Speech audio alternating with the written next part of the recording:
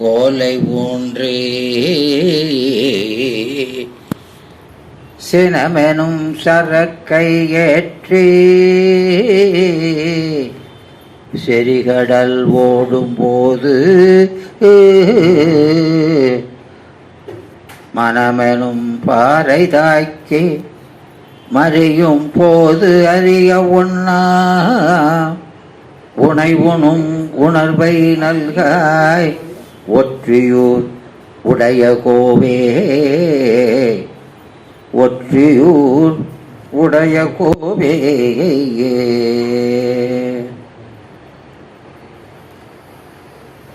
ஒற்றியூர் உடைய கோ திரு ஒற்றியூர்.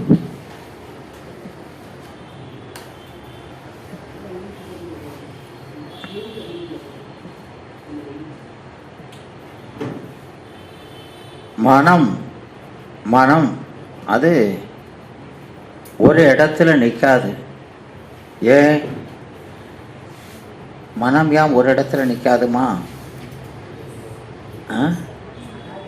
என்னடா? சதாகதி உடைத்து. மனம் காற்று போல, சதாகதினா காற்று, சலனம் உடையதாக தான் இருக்கும்.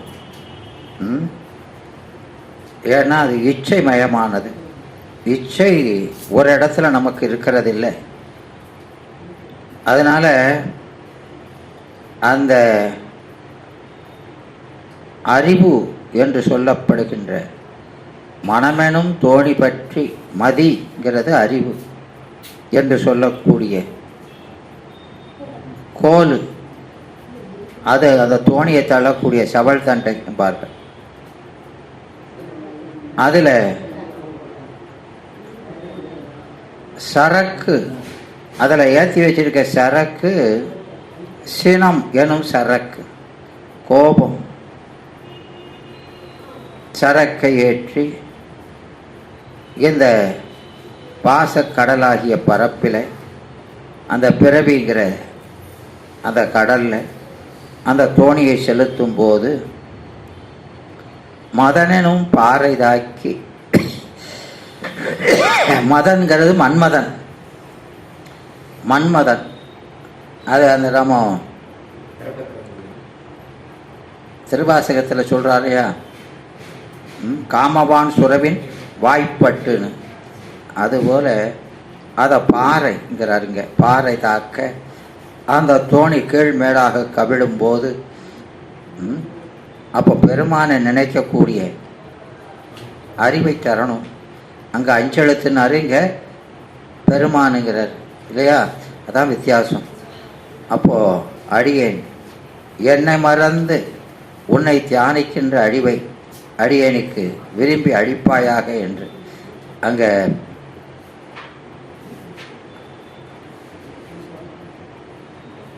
கேட்கிறார். அதாவது ஒவ்வொரு தனி மனிதன் வாழ்க்கையிலும் சில நிகழ்ச்சிகளோ அல்லது அனுபவங்களோ இன்றியமையாமைகளோ ஏற்பட்டு எப்படியாவது சமய உணர்வையும் கடவுள் நம்பிக்கையும் ஏதோ ஒரு வழியில் எழுப்பி விடுகிறது இல்லையா? ஆமாம். முடிசார்ந்த மன்னரும் மற்றுள்ளோரும் முடிவிலே பிடிசாம்பல் ஆவார். அப்படி ஆகித்தான் கழிகின்றனர். நிலைபேறு உடையிற போல அது தோன்றும். அதான் உண்டு போல் இன்றாம் பெண்பில்பார். அதை சித்தியார்ல அதை பார்த்தா ரொம்ப நாள் இருக்கிற மாதிரி தெரியும். அதனால் அப்படி தோன்றுகின்ற பொருள்களெல்லாம் முடிவில் நிலைபேறின்றி அழிந்து மறைந்து போவதை நாம் நாள்தோறும் கண்டு வருகிறோம். மனிதனுடைய செருக்கும் பெருமிதமும் முனைப்பும் நாளடைவில் தேய்ந்து தேய்ந்து மாய்ந்து அழிந்து போகின்றன. பெருத்த துன்பங்களும் தொல்லைகளும் நமக்கு ஏற்படும் போதெல்லாம் மனிதன் தன்னுடைய சிறுமையினை உணர வேண்டியவன் ஆகிறான். உலகமெல்லாம் ஒரு கிடைக்கு அடக்கி ஆண்டு எல்லாம் நம்மாலேயே ஆகின்றன, நமக்கு ஆற்றலுக்குட்பட்டது நடப்பனவாக கருதி தருகி கழித்து நிற்கும் வேந்தர்களும், அப்படி பெரிய பெரிய வேந்தர்கள்லாம் தங்களிடம் நிகழ்கின்ற அந்த காம வெகுளி மயக்கங்களும் பிறவும் நம்மை ஆட்டி படைப்பதை அலைக்கழிக்க அவற்றிற்கு தாம் அடங்கி நின்று அல்லற்பட்டு அந்த வினைகளை அழுங்கி துன்பம் உணர்கின்றனர்.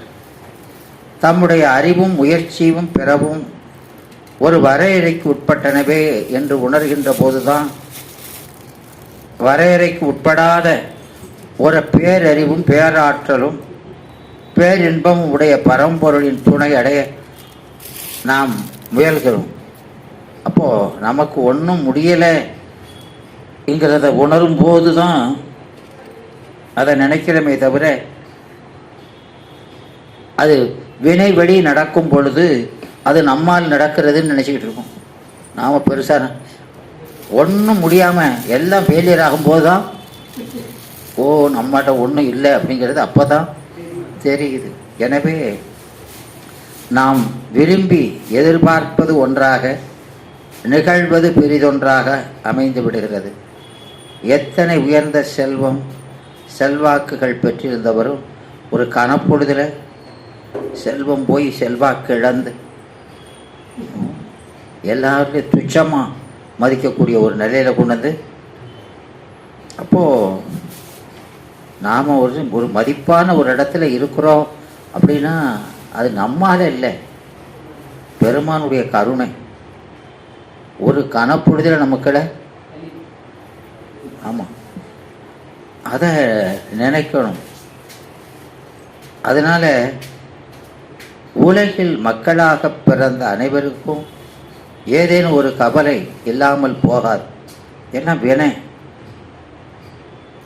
பூரா தீவினை தான் செய்கிறோம் இல்லையா? ஏன் தீவினை செய்கிறோம்னா, நம்ம அறிவு கோளாறு இருந்தால் நம்ம செயல் அப்படி தான் இருக்க முடியும், நல்லதாக இருக்க முடியாது. அப்போது அதனால் அதான் நாம் அந்த திருவருள் பயணி 20வது பாட்டு என்ன பாட்டுமா?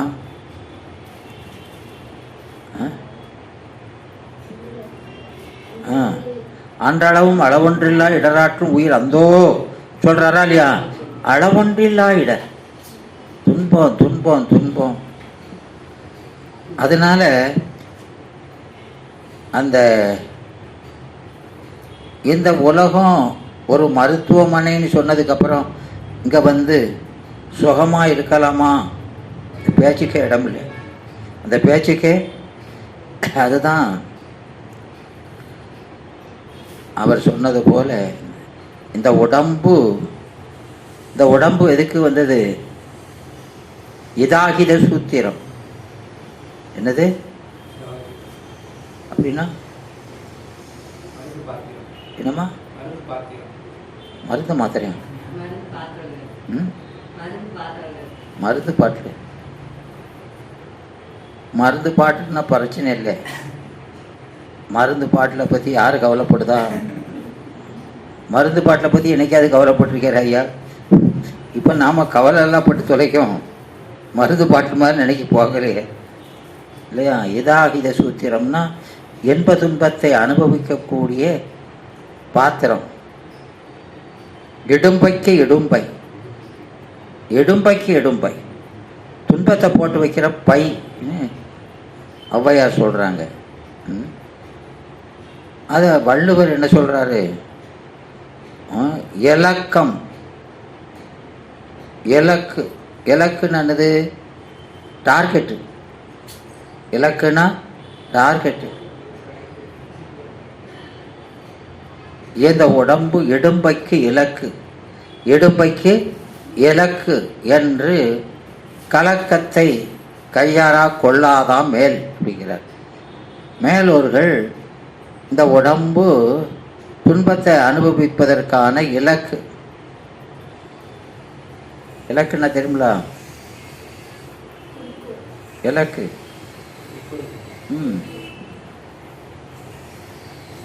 அதான் நான் அதுக்கே சொல்ல, இந்த குத்து சண்டை போடுதவன் அந்த பை போட்டிருக்கானா இல்லையா, ஒரு பையை குத்துறோம்லாமா, மண்ணை கட்டி போட்டு குத்து சண்டை போடுறவன் பழகுறவன், ஆமாம் குத்துமா.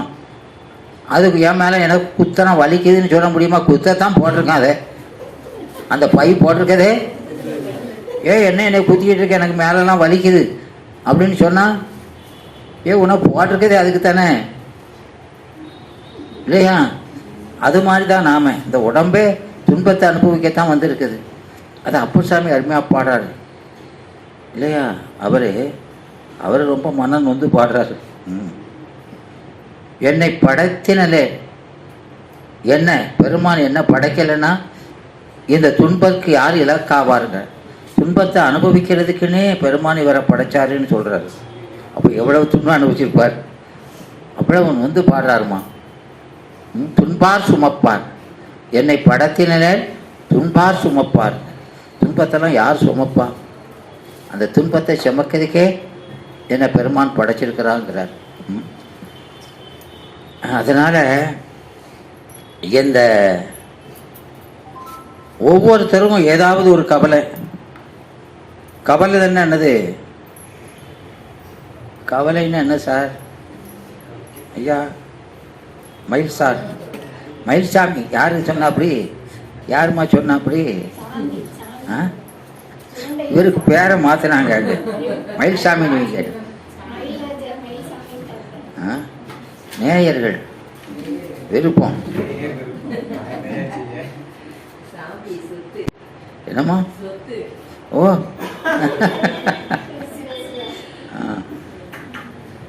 அதனால இங்க சொல்றாங்க கவலுதல்.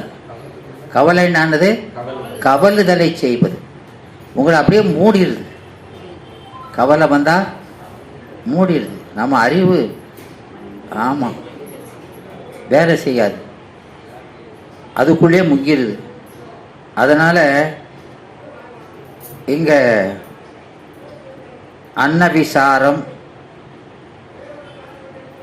அதுவே விசாரம், அது ஒழிந்தால் சொன்ன விசாரம், தொலையா விசாரம், நத்தோகையரை பண்ண விசாரம், பல்கால் விசாரம், இந்த பாவி நெஞ்சுக்கு என்ன விசாரம் வைத்தாய் இறைவா கட்சி ஏகம்பனி என்று பட்டினத்தார் பாடுறார். அப்படி விளங்குதா? ஆமாம். சோத்தை நினைச்சு ஒரு கவலை, அது அந்த கவலை போனால் வேற கவலை. இப்படி தொலையா விசாரம். எல்லாம் நல்லா இருந்ததுன்னா யாரையாவது ஒரு பொண்ணை நினச்சிக்கிட்டு, தோகையரை நினச்சிக்கிட்டு பண்ண விசாரம், பல்கால் விசாரம். இந்த நெஞ்சுக்கு துன்பத்தை சேர வேற ஒன்றுமே வேற இல்லையா அப்படிங்காரு. ஒன்றை நினைக்கிறதுக்கு விசாரம் இல்லையே, இப்படித்தானே இருக்குது. அதனால முடிவில்லாத விசாரம் என்று சொல்கிறார். அதாவது பாலுக்கு சர்க்கரை இல்லை என்பாரும் அவருக்கும் ஒரு கவலை. பாலுக்கு சர்க்கரை இல்லை, இன்னைக்கு என்ன செய்ய அப்படின்னு அவங்க கவலைப்பட்டிருக்காங்க. பருக்கையற்ற கூழுக்கு போட ஒப்பில்லை என்பார். முட்குச்சி தைத்த காலுக்கு தோல் செருப்பில்லை என்பார்க்கும். கனகதண்டி மேலுக்கு பஞ்சனை இல்லை, நல்ல மெத்த இல்லையே அப்படின்னு ஒருத்தனுக்கு கவலை. எல்லாருக்கும் கவலை, அவரவர் கவலை அவருக்கு பெருசு, அவர் கவலை அவருக்கு பெருசு. நினைச்சு நினைச்சு சிரிச்சுக்கிட்டோம். நம்ம கவலையெல்லாம் யார்கிட்ட போய் சொல்ல?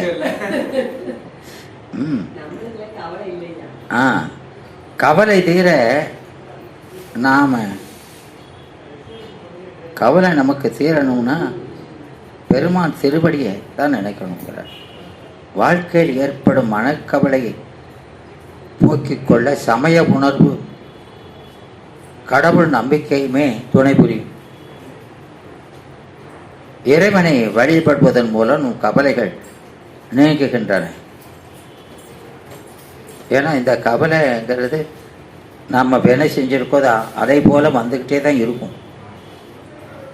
அப்போ நாம் அந்த வினைங்கிறது மருந்து, அதையே நினச்சிக்கிட்டு இருக்கக்கூடாது. நாம் உயிர் நெறி என்ன, யாரை நினைக்கணும், யாரை நினைச்சா இதை நினச்சி பிரயோஜனம் இல்லை போகாது, அவனை நினைச்சா அது குறையவாது செய்யும் இல்லையா? அப்போ அதை நினைக்கிறதுக்கு வழியை பார்க்கணுமே தவிர இதில் நடக்கிறது இப்படிலாம் நமக்கு வந்துருச்சேன்னு நினச்சி ஒரு பிரயோஜனம் இல்லை. அதனால் அந்த மனையியல் நிபுணர் சி யுங் என்பவர், அவர்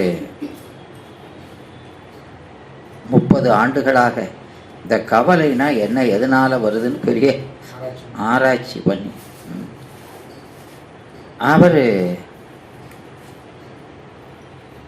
அவர் சொல்கிறது, இந்த கவலையில் இருந்து விடுபடுவதற்கு ஏதாவது ஒரு சமயத்தை பின்பற்றுவது தான் இதுக்கு மருந்தே தவிர வேறு எந்த வகையாலும் இந்த கவலையை போக்கிக் கொள்ள முடியாது. எந்த சமயமாக இருந்தாலும் சரி அந்த அந்த சமய உணர்வு அதுதான் இதிலிருந்து நம்ம விடுபடுவதற்கு உதவுமே தவிர மற்ற எதுவுமே இந்த கவலையிலிருந்து நம்ம விடுவிக்காது என்கிறார். அதனால் நம் காலநிலைக்கு வேண்டுமென சில இருக்குது, நாம் அதை திருவருட்பை 31 படிச்சிருக்கோமே, பார்க்காம சொல்லுங்க. வேண்டும் பொருளில் தலையில் அது போல நமக்கு ஒவ்வொரு நேரத்தில் ஒவ்வொரு பொருள் தேவைப்படுது. அப்போ அந்த பொருளை தவிர வேற எந்த பொருள் வந்தாலும் திருப்தி வருவதில்லை. அதுவும் வந்திருக்கானா அப்போதான் திருப்தி விளங்குதாம்மா. அதனால அப்போ நமக்கு கணத்துக்கு கணம் பொருள் தேவை மாறிக்கிட்டே இருக்குது. அப்போ நாம் இது தொடர்ந்து தேடிக்கிட்டே இருக்க வேண்டியதான். அதை தான் ஆக்கைக்கு இறை தேடி அலமந்து அப்படிலாம் சொல்கிறார். ஏன்னா ஆமாம், நாம் காலநிலையில் அருள் உணர்வும் மனித இனம் இன்பமாக வாழ வேண்டும் என்ற விருப்பமும் கொண்டவர்களெல்லாம் என்ன சொல்கிறாங்கன்னா இதைத்தான் சொல்கிறாங்க. எனவே அந்த ஊரனந்தம் பெற்ற பேரனந்தம் சுற்றும் உறவும் அனந்தம் தம் வினையினால் உடல் அனந்தம், வினையினால உடல் அனந்தம் செய்யும் வினை அனந்தம் தன் கருத்தோ, கருத்து ஒரு நேரத்துக்கு ஒரு கருத்து வருது. அனந்தம்னா எண்ணில்லாதது. நான் அந்தம் அனந்தம் என்ன கேள்வி கேட்காங்க. என்னம்மா அனந்தம்னா என்னன்னு தெரியலங்காங்க. அந்தம்னா தெரியுங்களா? ந அந்தம் அனந்தம், அந்தம் இல்லாத எல்லை இல்லாததுன்னு அர்த்தம். பெற்ற பேர், தாம் பெற்ற பேர் சீர் அனந்தம் சொர்க்க நரகமும் அனந்தம் தெய்வமும் நாம் வழிபடும் தெய்வமும் அனந்த பேதம். இப்படி எத்தனையோ தெய்வங்களை நாம் வழிபடுதும். திகழ்கின்ற சமயமும் அனந்தம். அதனால் ஞான சிற்சக்தியால் உணர்ந்து அப்போ அந்த காரணந்தம் கோடி வரிசித்ததோ அன்பர் கண்ணும் விண்ணகத்து தேவே கருதறிய வாழ்வனைந்தம் மழை பொழிவு முகிலும் கடவுளை துரிய வடிவை பேரானந்தம் பேசி மறையனந்தம் சொல்லும் பெரிய மௌனத்தின் வைப்பை பேசரும் அந்த பதம் ஞான அனந்தமாம் பெரிய பொருளை பணிகுவாம் என்று இது தாயுமானவர் சொல்கிறார். இதெல்லாம் ஊர் பிறந்த ஊர்கள். இது அவருக்கு பட்டணத்தார்னு சொல்லியிருக்கிறார் 11ஆம் திருமுறையில். நான் பிறவாத நிலனும் இல்லை அப்படின்னு இல்லையா? அதுபோல தான் ஊர் அனந்தம், பிறந்த ஊர்கள். அதான் பிறவாத நிலனும் இல்லைங்கிறார் அவர். நான் பிறக்காத இடமே இல்லை, எல்லா ஊர்லேயும் பிறந்தாச்சு அப்படிங்கிறாரு. பெற்ற பேரனந்தம், அந்த பிறவிகளில் அடைஞ்ச ஒவ்வொரு பிறவியிலும் ஒவ்வொரு பேர். சுற்றும் உறவு அனந்தம், அந்தந்த பிறவிக்கு தந்தாப்புல சொந்தங்கள், தாய் தந்தைன்னு அது இல்லாதது இல்லையா? அதில் அவர் சொன்ன மாதிரி ஒவ்வொரு பிறவிலையும் ஒவ்வொருத்தருக்கும் நான் ஒரு பிறவியில் தாயாக இருந்திருக்கேன், ஒரு பிறவியில் தந்தையாக இருந்திருக்கேன் அப்படிங்கிறார். வினையினால் தத்தம் விரிவினை வேறுபாட்டால் உண்டாகிற உடல் அனந்தம், செய்யும் வினை அனந்தம், கருத்தோ அனந்தம், பெற்ற பேர் சீர் அனந்தம், பேரும் சிறப்புகளும் அனந்தம், சொர்க்க நரகமும் அனந்தம், நல் தெய்வமும் அனந்த பேதம், கடவுளும் பல கடவுளையும் கும்பிட்டாச்சு, திகழ்கின்ற சமயமும் அனந்தம்.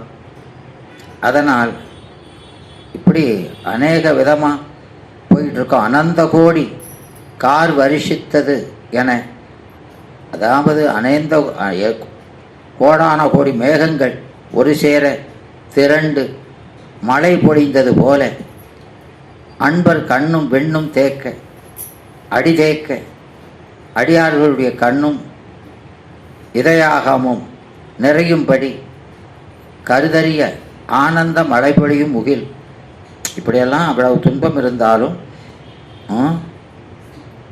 ஆனந்த கோடி, எல்லில்லாத கோடி மேகங்கள் கூடி மழை பொழிந்தாற் போல பொழிந்து அன்பர் கண்ணும் விண்ணும் தேக்க, அன்பர்களுடைய அறிவும் வானளாவ அந்த நீர் தேங்குமாறு இதய ஆகாசமும் நிறையும்படி ஆனந்த மழை பொழியும் முகிலே என்று பெருமானை அழைக்கிறார். நம் கடவுளை துரிய வடிவை ஆனந்த பேர் பேசி அழையுங்கள். பெருமான பல பேர், எண்ணில்லாத பேர் இருக்கா இல்லையா? அந்த பேரை சொல்லி அழைங்க. அப்போ அப்படியெல்லாம் வந்தால் என்ன வருங்கிறாரு? பெரிதாக மௌன நிலை என்னும் அஞ்சனத்தால் வெளிப்படுகின்ற புதையலை பேச அரும் சொல்லுதற்கு அறிய ஞானானந்தபுரம், ஞானானந்தம். அதனால் அந்த பெரிய வஸ்து அவரை நாம் பணிந்து அவனுடைய பெயர்களை பலவாறு சொல்லி வாழுங்கள் என்று சொல்கிறார். எனவே நாம் பெருமானை அவனுடைய நாமத்தை சொல்லி வாழ்வது தான் நம்ம துன்பத்துக்கு மருந்துங்கிறார். ஆதி யானை, அமரர் தொழப்படும் நீதி யானை, நியம நெறிகளை ஓதி யானை உணர்வதற்கு அரியதோ சோதி யானை கண்டீர் தொடர்பாலதே என்பது அப்பர் தேவாரம். ஆதி யானை எல்லாத்துக்கும் முதலாக இருக்கிறவனே, அமரர்களும் தொடப்படுகின்ற நீதி யானை, அவன் நீதியான். அவனை தர்மமே வடிவுங்கிறோம். என்ன சொல்கிறோம்? ஆமாம், அவனை அற ஆழி என்ன சொல்கிறோம்? அற ஆழிங்கிறோம். அப்படி நீதி யானை, நியம நெறிகளை ஓதி யானை, நமக்கு என்ன செய்யணும் எதை செய்யக்கூடாதுங்கிறத ஓதினவன். உணர்வதற்கு அரியதோர் சோதியான், அவன் அறிவு மயகமாக இருக்கக்கூடியவன். அவனை கண்டு தொடர்பாலது, அதுதான் நமக்கு துன்பம் தீர்ப்பது. அதனால் பருதி யானை பல்வேறு சமயங்கள் கருதி யானை கண்டார் மனமேவிய பிரிதி யானை பிறர் அறியாததோர் சுருதி யானை கண்டீர் துறப்பாலதே என்று சொல்கிறார். எனவே அந்த பெருமானை பேராயிரம் பரவி வானோரியத்தும் பெம்மானை அந்த சுருதியானை கண்டார் மனம் மேவிய பிரிதியான். நம்ம மனதில் பூரா அந்த துன்பத்தை நீக்கி இன்பத்தை ஆக்கிடுவோம். அவன் மேலே பிரியத்தை வைக்கணுங்கிற மானாகி மண்ணாகி வழியாகி ஒளியாகி ஊனாகி வீராகிங்கிறாரா இல்லையா? என் சொல்லி வாழ்த்துவனே பெருமானே, என் சொல்லி வாழ்த்துவனேங்க பெருமானே. வாழ்த்தி வாழ்வது தான் வாழ்க்கை. எனவே அங்கே ஊர்வ 11 9 மானிடம் நீர்ப்பறவை நாற்காலோர் 10 நீர் பறவை நாற்கால் இதெல்லாம் 10 சீரிய பந்தமா தேவர் 14 அயன் படைத்த அந்தமில் சீர் தாவர 4 20 4 ஆக 84 லட்சம் யோனி பேதங்களிலே எண்ணறிதாய மானித பிறவியை அடைந்து முன் செய்த தவப்பயனை இது கண்டு தாயுமானவர் சொல்லுவார், எண்ணறிய பிறவிதனில் மானிட பிறவிதான் அரிது அரிது அரிதுகான் என்பார். ஆகவே இந்த அரிய பிறவியை அவலமாக்காது இருப்பதென்றோ அழகு. இந்த பிறவியை பயனுள்ளதாக ஆக்கணும். இந்த அரிய பிறவியானது 96 தத்துவங்கள் என்று சொல்லப்பட்ட அந்த ஆன்ம தத்துவம் 24 இல்லையா? அப்புறம் ஆன்ம தத்துவம் 24, வித்யா தத்துவம் 7, இதெல்லாம் நமக்கு உடம்பாக வருது. நாடி 10, அவத்தை 5, மலம் 3, குணம் 3, மண்டலம் 3, பிணி 3, விகாரம் 8, 6 ஆதாரம், தாது 7, வாயு 10, கோஷம் 5, வாயில் 9, இவைகளால் அமைந்த வீடு இது 96, 60 தாத்திவத்தையும் சேர்த்து இந்த வீடு இது சாட்சாத்காரத்தை அடையத்தக்க அறிவும் மனமும் வாய்க்கப்பெற்றுடைமையால் இந்த சடலம் நடுவு முன்னாலே ஜீவன் முக்திக்கான வழியை தேட வேண்டுவது. ஜீவனோடு இருக்கும்போதே முக்தி அடையதுக்கான வழியை தேட வேண்டும், மக்கள் கடமை. ஆதலால் அவர்கள் நிலையில்லாத இந்த சடலத்தையும் இது சம்பந்தமாக விளைகின்ற பெண்டு பிள்ளை பண்டு பதார்த்தமாயுள்ள போகத்தையும் நேற்றைக்கு இருந்தார் இன்றைக்கு காணும் என்றபடி நீர்க்குமிழி போன்ற நிலையில்லாத வாழ்வையும் கவனித்து வானாடை வீணாக்காமல் 2 கலக்கும் அத்துவிதத்துக்கு அதற்கு வாக்கும் செயலும் ஒத்து உழைக்க வேண்டும். ஆனால் முன்னை தவைப்பயன் இல்லாதவருக்கு அது எளிதிலே கைகூடுவதில்லை. அதை பெற செய்யும் முயற்சியில் ஆரம்பத்தில் முதல்ல கஷ்டமாக தான் இருக்கும். ஏமா தீவினை அது ரொம்ப தடை தான் செய்யும். அதற்கு சளைக்காமல் என்ன செய்யணும்? ஆமாம். அதனால் ஏன்னா நீங்கள் ஒரு நாய் வளர்க்குறீங்க, வச்சுருக்கீங்களோ? வைக்கலை, வச்சுருக்கேன்னு வச்சுக்கிடுவோம். அதை அப்புறம் இந்த அம்மா சொல்லுதாங்க நாய் வளர்க்கக்கூடாதான். சிவ பூஜை செய்கிறவங்க நாய் அப்படின்னு சொன்ன உடனே ஐயோ இவ்வளோ நாள் வளர்த்துட்டோமே இந்த நாயை என்ன செய்ய அப்படின்னு கொண்டு போய் வேறு ஊரில் கொண்டு விட்டுட்டு வரீங்க. ஆமாம், நீங்கள் வர்றதுக்கு முன்னால் வந்து நிற்க. ஆமாம், அதை எங்கே கொண்டு விட்டாலும் என்ன செய்யும்? வந்துடும். இப்படி சளைக்காம தொடர்ந்து இந்த முயற்சியை செஞ்சுக்கிட்டே இருந்தால் அதுவாக ஒரு காலத்தில் சலிச்சு வேற ஒருத்தன் பார்ப்போம் இவன் அப்படின்னு சொல்லி போகும். விளங்குதா? அதுபோலத்தான் நமக்கு இந்த உலகத்தில் இருக்க பற்று லேசுக்குள்ளே திரும்ப திரும்ப வரதான் செய்யும். நாம் அதை விரட்டி விரட்டி தொடர்ந்து செய்யணும். ஏன்னா இந்த கொஞ்ச நாள் பழக்கமே இந்த நாய் இப்படி இருக்குதுன்னா இந்த உடம்பு எவ்வளோ நாள் பழக்கம்? இந்த உடம்போட நமக்கு ரொம்ப நாள் பழக்கம் இல்லாமா? ஆமாம், அதுதான் இந்த ஞானம் பிரகாசித்தும்னு சொல்கிறாருன்னா. ஆமாம், அதனால் அது அதான் அந்த துன்பமுற வரினும் செய்க துணிவாற்றி இன்பம் பயக்கும் வினைங்கிறார். என்ன துன்பம் வந்தாலும் இன்பத்துக்கான அந்த வினை என்னது முடிக்கும் வினை, அதை விடாமல் செய்யணும். அதனால் நாம் சரீர பிரயாசையும் பார்க்காம நாம் திரும்ப திரும்ப முயன்று இந்த உடம்பை கொண்டு செய்ய வேண்டியது அது ஒன்று தான் செய்ய முடியும், வேறு எதுவும். அதனால் இதை உணரலை அப்படின்னா இந்த மண்ணொன்று கண்டீர் இருவகை பாத்திரம். மண்ணு இருவகை பாத்திரமா? ஒன்று தீயினை சேர்ந்தது, தீயில போட்டு சுட்டோம், அது அப்பாடி அம்மாடின்னு சத்தக்காடு போட்டுச்சு. என்ன எப்படி போட்டு துன்பப்படுத்துறீங்களே, விளங்குதா? அப்புறம் அந்த தீயினை சேர்ந்தது தென்னன்று இருந்தது. அதுக்கப்புறம் தண்ணியை ஊற்றினாலும் சரி, என்ன செஞ்சாலும் சரி, என்ன வேணாலும் போடுங்க, நான் பாட்டுக்கு இருக்கம்னு இருக்குது. விளங்குதா? ஆமாம், இது தீயினை சேர்ந்தது தென்னென்று இருக்குது. தீவினை சேர்ந்தது இன்னொன்று. என்ன சேர்ந்தது? தீவினை சேர்ந்தது. அது வெண்ணின்று ஒரு துளி விழுந்தா மீண்டும் மண்ணாகி போயிற்றேங்கிறார். விளங்குதாமா?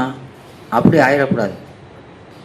தீயில நாம வருத்தி இந்த உடம்பை வருத்துனா பின்னால நல்லா இருக்கலாம். உடம்பை வருத்தி என்ன செய்யணும்? பூசைகளை செய்யணும். செஞ்சா உயிர் உறுதி பெறும்.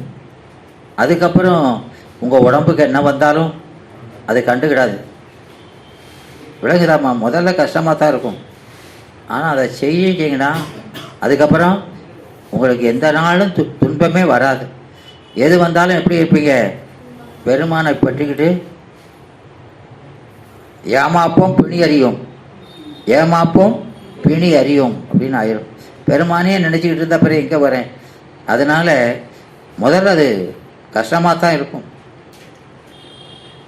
அநேக விதங்களாக விஸ்தரித்து கொண்டு எந்த விதத்திலேனாலும் இந்த பசியின் பாதையை தீர்த்தால் போதும் என்று எண்ணி நிறைய பேர் இந்த உடம்புக்கு வர்ற துன்பத்தை நீக்கினா போதும் அப்படின்னு எண்ணி அது நமக்கு அந்த போற்றி பகரோடையில் 8வது போற்றி என்னதுமா வேதாய்? 8வது போற்றி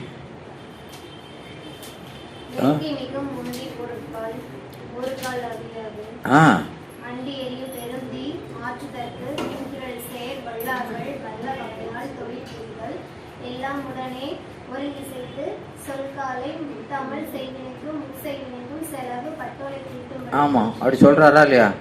அப்போது நாம் அவ்வளோ கஷ்டப்பட்டு நம்ம அறிவை அவத்தைகளுக்கெல்லாம் உட்படுத்தி நம்ம வளர்த்து கொண்டாந்தா இவன் அந்த அறிவை எதுக்கு பயன்படுத்துகிறான்?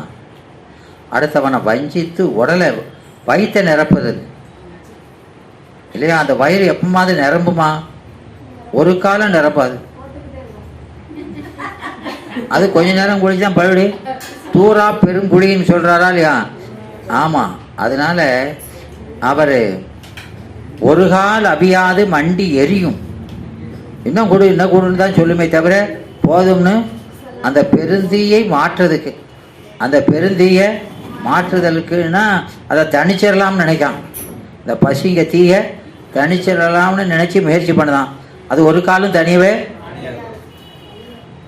ஆமாம், இப்போ வாழ்நாள் மூலம் அதிலே மல்லுக்கு நிற்க வேண்டியதான் இல்லையா? ஆமாம், அதனால நாம் என்ன செய்யணுமோ அதெல்லாம் மறந்துட்டு இப்படி செஞ்சால் அவன் முட்டாமல் செய்வினைக்கும் முற்செய் வினைக்கும். எவ்வளோ கொண்டு வந்த, எவ்வளோ சம்பாத்தியம் பண்ணியிருக்க, அங்கேருந்து வரும்போது ஒரு 100 வினையோடு இங்கே வந்தா, இங்கே வந்து லட்சக்கணக்கான வினையை செஞ்சுட்டு திருன்னு முடிச்சுட்டு இருக்கான். விளங்குதாமா? ஆமாம், பிரவிருத்தி மார்க்கம் வினை பெருக்குதும். வினைய பெருக்குதும். அதனால துன்பமும் பிறவியும் தான் வரும். எனவே நம் பிறவி பயனும் நாம் எதுக்காக வந்தவங்க அந்த வகையில் இந்த உடம்பை பயன்படுத்தாமல் ஓதி உணர்ந்தும் பிறருக்கு உரைத்தும் தானடங்கா பேதையில் பேதையார் இருக்கிறார். எல்லாம் படிச்சிருக்கான், எல்லாத்துக்கும் சொல்ல வேற செய்கிறோம். ஆனாலும் தான் அடங்கலை, ஏன்னா அது பற்றி நடக்கலை. அதனால் உண்மை பொருளை உணர்ந்தும் அதை அடைய ஈடுபடாதவர்கள் பூர்வ ஜென்ம வாசனையும் கடவுள் கிருபையும் இருந்தால்தானே அது கிட்டும் என்று சொல்லிக்கொண்டு தெரிகிறார்கள். இது என்ன பதிகாரமான ஒரு நிலை. ஏதாவது ஒரு காரணம் சொல்லிட்டு காரணம் இதுக்கெல்லாம் அதான் அது சுந்தரமூர்த்தி சுவாமிகள் இதை சொல்லி அதைத்தான் சொல்கிறார். அது சிவத்தை இது சொல்லன்னு சொல்லி சொல்கிறதெல்லாம் வைராக்கியம்னு ஒன்று இருந்தால் கண்டிப்பாக அதை அடைஞ்சே தீருவான். எதுவுமே வைராக்கியம் இருக்கிறவங்களுக்கு எதுவுமே தடை கிடையாது.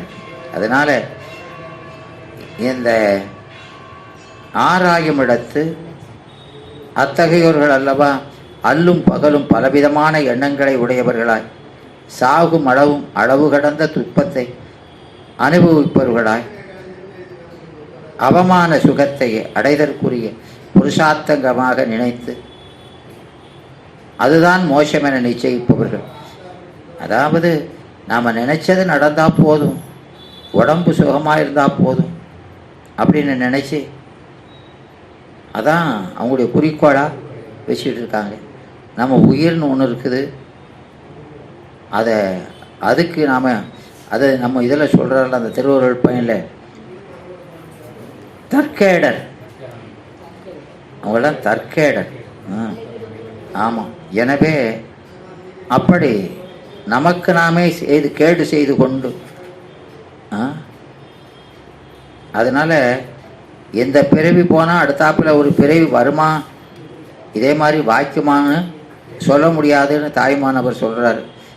அதனால் இந்த இருக்கிற பிறவியில் நாம் எவ்வளவு மேலே போக முடியுமோ அவ்வளவு மேலே போகணும்.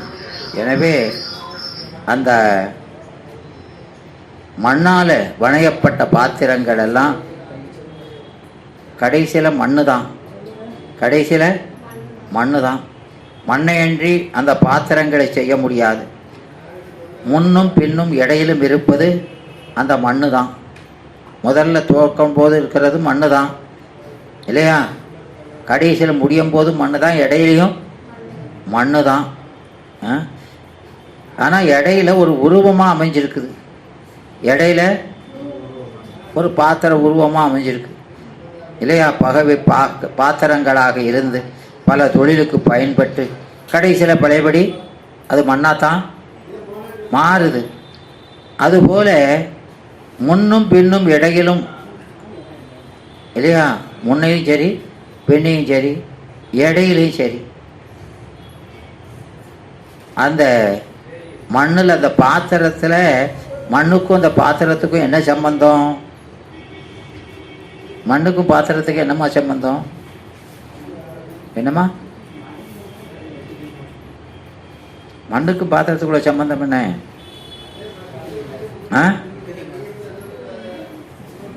என்னையா சொல்றீங்க? மண்ணுக்கு மண் அதுக்கு உபாதானம், முதல் காரணம். மண் பானைக்கு முதல் காரணம், அதை விட்டு எந்த நிலையிலும் நீங்காத முதல், அதனால அது முதல் காரணம். அதுபோல நாம் இந்த பிறவிக்கு முதல் தொடக்கமும் சரி முடிவும் சரி இடையிலையும் சரி அந்த மண் இருப்பது போல, முதல் காரணமாக இருப்பது போல நம்முடன் முதல் காரணமாக உபாதானம் போல இருப்பவன் பெருமானுங்கிறார். உடையே இருக்கிறவன், இப்போ நம்ம விட்டு நீங்காது இருக்கிறவன் அந்த முதல்வன் தான். அவன்தான் முன்னும் பின்னும் இடையிலும் உள்ளவன். ஆனால் மண்ணானது பாண்டங்களாக வணையப்பட்டது போல அவனுடைய அருளாலே தான் நமக்கு எண்ணில்லாத சீவராசிகள் உடம்புகளை பெறுகிறது இல்லையா? அதனால் இதை உணர்த்துவதற்குத்தான் நமக்கு எழுத்தெல்லாம் அகர முதல, எழுத்தெல்லாம் அகர முதல, உலகெல்லாம் ஆதி பகவன் முதற்று என்றார். எனவே ஆதி மத்தியம் அந்தமில்லாதவன் அவன். அவன் தோற்றம் நிலை இறுதி அப்படிங்கிறதெல்லாம் அவனுக்கு கிடையாது. அவயங்கள் இல்லாதவனும், பெயர் கோத்திரம் சூத்திரம் சாதி வரணம் இல்லாதவனும், ஆண் பெண் அலி என்று நாம ரூபங்கள் இல்லாதவனும், மற்ற எந்தவித விகாரங்களும் இல்லாதவனும், ஜனன மரணங்களும் புண்ணிய பாவங்களும் இல்லாதவனும், தத்துவங்களையெல்லாம் கடந்து எல்லாவற்றிலும் கடந்தும் இருப்பான், எல்லாத்திலையும் கலந்தும் சமரசமாக கலந்தும் உள்ள அந்த பரப்பிரமமாகிய முதல்வனுடைய அந்த முதல்வனை நாம் அடைவதற்கு நம் முன்னோர்கள் பல வழிகளை காட்டியிருக்கிறார்கள். அவர்கள் எழுதிய நூல்களை வாசித்தும் அவன் அடியை வணங்காவிட்டால், படித்து கூட அவன் அடியை வணங்காட்டாலா என்ன பிரயோஜனம் இருக்குது? எத்தனையோ பேர் விதவிதமாக சொல்லியிருக்காங்க. அதெல்லாம் படிக்கிறோம், படித்தாலும் அதை நடக்கிறதில்லை. அதை நடக்கலை, ஒழுகலைன்னா படித்து அதனால பிரயோஜனமே. ஒரு கால் மக்கள் இவ்வளவு கஷ்டப்பட்டு அடைய வேண்டியிருக்கிறது என்று பெரியோர்கள் பயமுறுத்தி இருப்பதாக கருதுகிறார்களா? எல்லாம் அது அந்த உலகாயதை அப்படித்தான் சொல்லுவான். உலகாயதை என்ன சொல்லுவான்? இதெல்லாம் இயல்பு இல்லாதவன் நம்ம பயங்காட்டுறது, சொர்க்கத்துக்கு பேருவேன் நரகத்துக்கு பேருவேன் அப்படிலாம். சொர்க்கமும் கிடையாது, நரகம் கிடையாது. இந்த உலகத்தில் இருக்கிற துன்பந்தான் நரகம், இன்பந்தான் சொர்க்கம். கடவுளும் கிடையாது, வினையும் கிடையாது, ஒரு தாலியும் கிடையாது. விளங்குதாமா? அப்படி சொல்லி அவங்க இதெல்லாம் நம்ம பயமுறுத்துகிறாங்க. இயலாதவன் நம்ம பயமுறுத்துறதுங்க. அல்லது அக்காலத்து ஆன்றோர் தம் பிரதாபங்களை அறிய காட்டியிருக்கிறார்கள் என்று நினைப்பார்களோ. அதெல்லாம் தங்களுடைய மேதாவிலாசத்தை காட்டுறதுக்காக அப்படி இருக்குது இப்படி இருக்குது அப்படின்னு கற்பனைகளை சொல்கிறாங்க. இது நம்ம ஆளுகளே சொல்லுவாங்க. நம்ம பழைய ஆள் சிவஞான முனிவர் அது பாடியத்தில் இவ்வளவு எழுதியிருக்கிறாரு. அது அவருடைய மேதாவிலாசத்தை காட்டுறார். அதெல்லாம் நாம் படித்து கஷ்டப்பட வேண்டியதில்லை. அடடா அப்படி சொல்லுவாங்க. அதனால் லௌகீக விஷயங்களும் ஒவ்வொன்றும் கஷ்டமாக தான் இருக்குது. குடும்பத்தில் இருக்கிறவங்களும் கஷ்டப்பட்டுட்டு தான் இருக்காங்க. சன்னியாசா போனவனும் அவனுக்கு என்ன கஷ்டம் இல்லையா? இல்லையாம்மா? இக்கரைக்கு அக்கறை பச்சைன்னு போகிறான். அங்கே போன பிறகு தெரியுது, ஐயோ அவசரப்பட்டுலாம் வந்துட்டேன் உங்களுக்கு போய் என்னன்னு கேட்கக்கூட ஆள் இல்லையே அப்படின்னு நினைக்கிறது. மக்கள் இவரை மட்டும் தமக்கு இன்றியமையாதவனாக கருதி களைப்புறாது உழைக்கிறார்கள். இத்தகைய ஆராய்ச்சியற்ற ஒரு குறிக்கோள் இல்லாத செய்கையாக அது அமைகிறது. இந்த உடலுக்கு நலனை கருதிக்கிட்டு இருக்கிறதே, இதை பற்றி என்ன செய்ய போகிற கடைசியிலனா என்னைக்கு இருக்கும், அவ்வளவுதான். அதனால் தங்களுக்கு கண்ணியமான காரியங்களில் அவாவுற்று அரிதில் கிடைத்த இந்த பிறவியை அவலமாக்குகிறார்கள். அந்த நந்தவனத்தில் ஒரு ஆண்டின்னு சொன்ன மாதிரி இந்த கிடைக்காத ஒரு பிறவி கிடைச்சிருக்கு, இதை பயன்படுத்தி அதை பெருமான் சொல்லத்தான் செய்கிறார் இல்லையாம்மா? ஆனாலும் நாம் அதை செவியில் தைக்க மாட்டேங்குது. ஏன் தைக்க மாட்டேங்குது? நமக்கு ஏன்னா நாம் இன்னும் இந்த பிறவி துன்பங்கிறத இன்னும் உணரலை. அப்போக்கு அப்போ சொல்கிறோமே தவிர கொஞ்சம் கழிச்சா எல்லாம் மறந்துடுறோம் இல்லையாம்மா? ஏன் சூசைட் பண்ணுறவங்க கூட அந்த நேரத்தில் அப்படி நினைப்பான், கொஞ்ச நேரம் அதை தடுத்துட்டா அப்புறம் கொடுத்தாலும் சாப்பிட மாட்டான். விளங்குதா? அப்படி தான் இருக்கான். அப்போ அவங்க அந்த சமயத்தில் ஒரு எமோஷனில் வர்றது தான் இதை விட்டுறதுன்னு. அது ஒரு திடமான ஒரு முடிவு அல்ல. அதனால் பிறருடைய பொருளை கவர்ந்த ஒருவன் கஷ்டத்தையும் தன்னுடைய சாமர்த்தியத்தையும் அறிய செய்தான் என்று எண்ணலாமா? ஒருத்தன் களவாங்காமா அடுத்தவன் பொருளை, அவன் எவ்வளவு சாமர்த்தியமாக செஞ்சுருக்கான் அப்படின்னு அவனை யாராவது சிலாகிப்பாங்களா? பெரிய கில்லாடியாக இருக்கானே. அது ஒரு அரிய செயல் தான். ஆனால் அதை யாரும் அதற்கு தகுந்த தண்டனையை விதித்தால் தானே அதை நீதின்னு நம்ம சொல்கிறோம். ஆமாம், அதுபோல் நாம் நூல்களை படித்த பின்னாவது அதில் சொன்னபடி நடக்காட்டா கற்றதனாலும் கேட்டதனாலும் பிறருக்கு எடுத்து சொன்னதனாலும் என்ன பயன் இல்லையா? அப்படிலாம் சொல்லிலாம் ஒரு பிரயோஜனம் இல்லை, அதுபடி நடக்காத. அதனால் வெறுமனை கற்றதனால் ஆய பயன் என் கொல் என்னம்மா பயன் என்கொள்னானது என்னம்மா இல்லை, ஒரு பிரயோஜனம் இல்லை. அது என்மைதான் குறிக்குது. வாலறிவன் நற்றால் படிக்கிறதெல்லாம் இறைவனை படிப்பது தான் படிப்பு.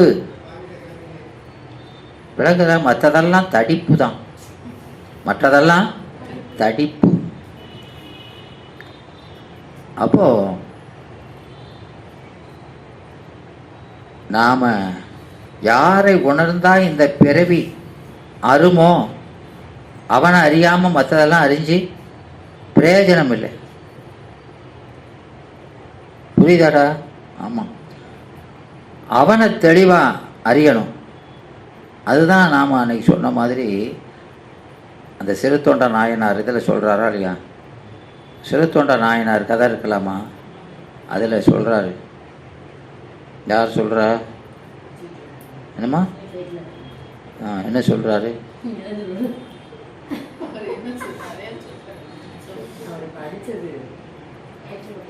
என்னம்மா? நாங்கள் வில்லு பாட்டு. ஆமாம், உள்ள நிறை கலைத்துறைகள் ஒளிவின்றி பயின்று இடைவிடாமல் படிக்கிறார் எல்லா கலைகளும். அதில் தெள்ளி வடித்த பொருள் சிவன்கடலில் தெளிவன். அப்போ அத்தனையும் படித்து அதுக்கப்புறம் தான் தெரியுது சிவன்கடலை தெளிவது தான் படிப்பு, மற்றதெல்லாம் வேண்டுதான். விளங்குதாமா? அதனால் அதை தெளிஞ்சாலும் அதுபடி நடக்கணும். நற்றாள் தொடாள் எனின் படித்தே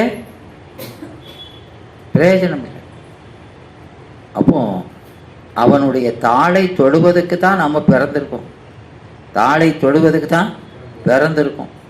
அதை எவன் அவருடைய தாளை தொழுதானோ அதான் பிறவி பெருங்கடல் நீந்துவர் இறைவனடி சேர்ந்தார் அப்படிங்கிறார். அதனால் அவன் எத்தகையவனாக இருந்தாலும் சரி, எல்லாம் வல்ல, அவனை எந்த தீமையிலிருந்து விடுவிக்க வல்ல அந்த இறைவனடியை கணப்பொழுதும் மறக்கலாகாது. கணப்பொழுதும் அதான் சதாகால பூசைங்கிறாரா இல்லையா? ஆமாம், அந்த திருவடியை பற்றி அதை விடக்கூடாது. ஆதி காலத்தில்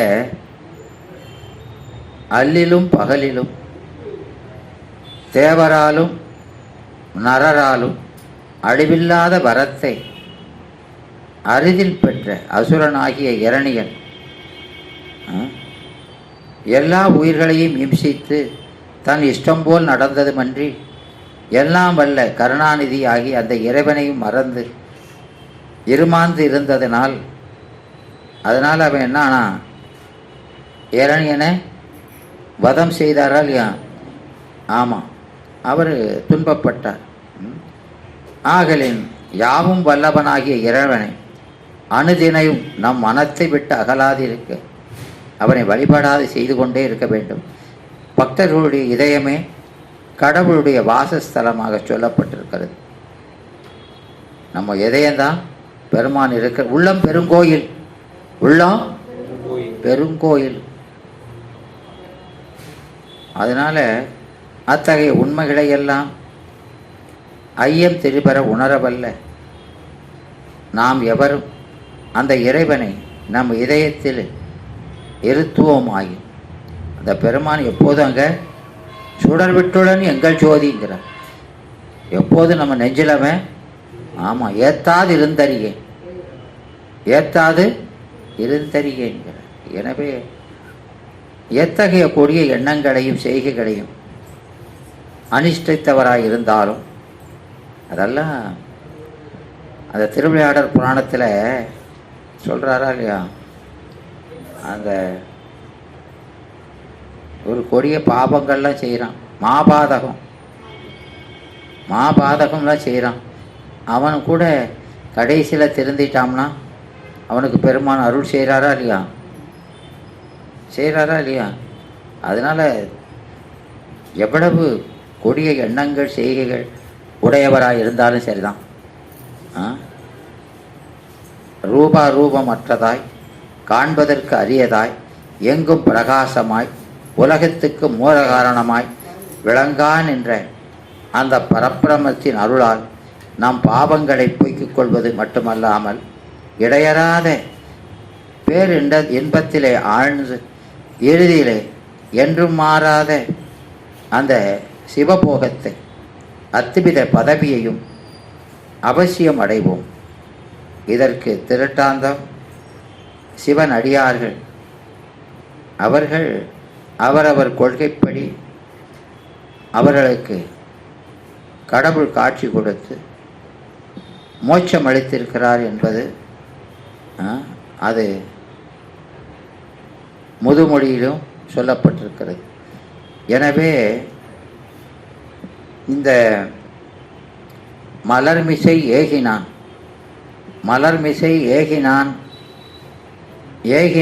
அப்படின்னா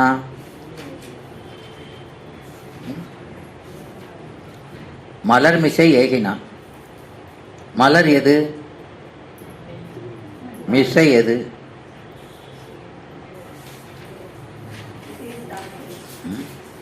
இந்த மலர்மிசை ஏகினான்ங்கிறத அந்த ஸ்ரீகண்ட பாஷ்யம் அதில் ஆமாம் முதல்ல அது விளக்கமாக எழுதியிருப்பார். மலர்மிசை ஏகினான். மலர்ங்கிறது நம்ம இதய தாமரை, அறிவு. மிசைன்னு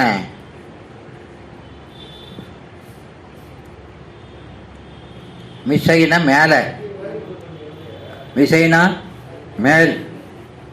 மேல்னு அர்த்தம் நம்ம அறிவுக்கு மேம்பட்டவன், நம்ம அறிவுக்கு மேம்பட்ட அறிவு. ஏகினான் அவன் இந்த நம்முடைய சீவபோதம் அது சிறியது, அவனை நோக்க அது சிறியது. அதுக்குள்ள தன்னுடைய அந்த பெருவடிவை ஒடுக்கி கொண்டு அதுக்குள்ள போய் நிறைகிறானாம். அதான் ஓங்குணர்வின் உள்ளடங்கின்னு சொல்வாரா இல்லையா? ஆமாம். அதனால அந்த பக்தருடைய இடம் இதயம்தான் அவருடைய வாசஸ்தலம். அதனால மலர்மிசை ஏகினான் அப்படின்னு இறந்த காலத்தில் சொல்றாரு. ஏகுவான்னு சொல்லணுமா? என்னம்மா? விரைவு பற்றி. என்னம்மா? வந்துட்டேன் அப்படின்னு சொல்றேன். ஆ வரவே இல்லை, அதனால போய் சேர்ந்துட்டேன். புரியுதா? ஆ சரிதானே ஐயா?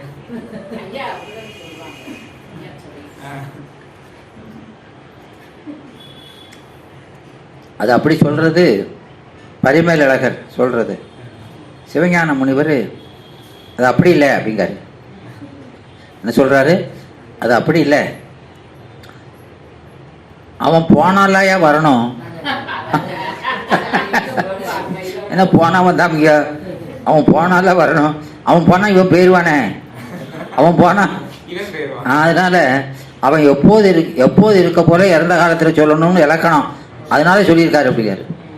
அவர் சொன்னால் அது தனி ஒரு முத்திரை. அதை மற்றவங்களை மறுக்கிற மாதிரி மறுக்கிறேன், ஆனால் நாகரிகமா? ஆமாம். அது விரைவு பற்றிங்கிறாரு. ஏன்னா விரைவு பற்றின்னு சொன்னாமா சீக்கிரம் வந்துடுவாங்க. நாம தானே உண்மை விளக்கத்தில் இப்போ சென்று வந்தான் ஒன்றில் சிவபூரணம் சிதையும் அன்று அவன் தான் ஒன்று மணியில் அந்நியமானு படிச்சுட்டு நாமளும் அவனை மாதிரி படிக்கக்கூடாது. அது மற்றவனுக்கு சரி இல்லையா? சீக்கிரம் வந்துடுவான் அப்படின்னு சொல்றது. வந்துடுவான் போனானுமா? இறைவன் வருவது போவதெல்லாம் அவன் போயிட்டான்னா இவன் போயிடுவான். அவன் இல்லாமல் கனப்பொழுது கூட நிற்க முடியாது. விளங்குதாமா? அதனால மலர் மீசை ஏகினான் எப்போதுமே அனாதி காலத்து நம்ம எப்போ இருக்கோமே அப்போவே நம்ம நெஞ்சில் உள்ளும் புறமும் நினைஞ்சிருக்கிறவன் தான் அப்படின்னு சொல்றதுக்கு அப்படி சொல்லியிருக்கிறாருங்கிறாரு. மானடி, மானடினானது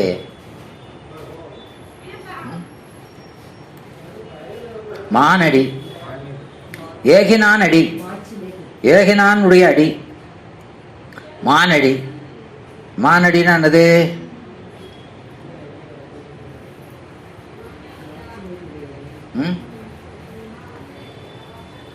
ஓ சார், மானடி அது வினைத்தொகைங்கிறாரு. அது பரிமேலழகர் சொல்லலை. இவர் யாரு?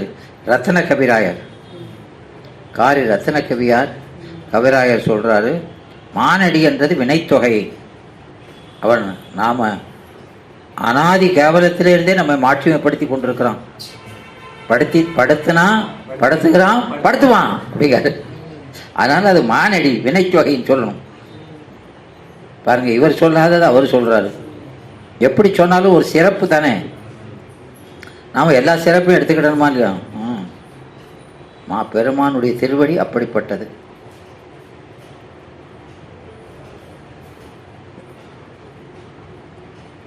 சரி, அப்படிப்பட்ட திருவடியை சேர்ந்தார்.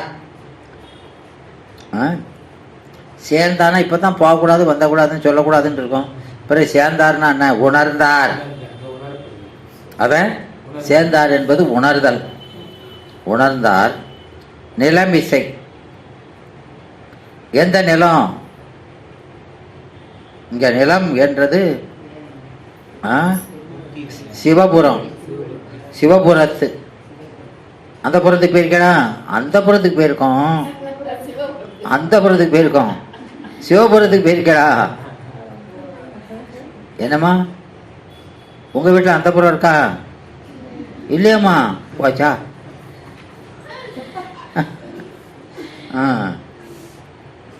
அப்படியே அந்த புறமெல்லாம் வச்சு கட்ட வேண்டியதானே? என்னம்மா என்னம்மா?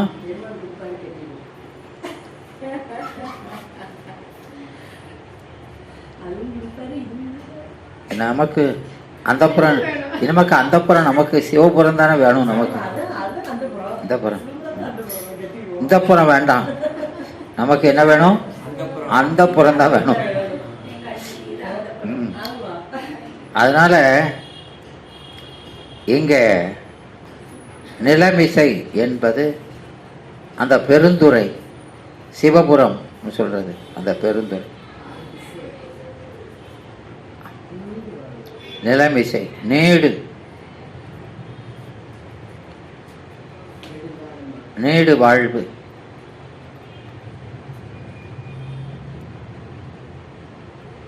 நீடு வாழ்வது எப்போதும் ஆன்மா எப்போதும் இருக்கிறது தானே. வாராத வழி அடைந்து பிறவாத நிலையில் இருக்கிறது தான் நீடு. அது அவருக்கு இயற்கை என்பது பற்றி அது நீடு வாழ்வார்.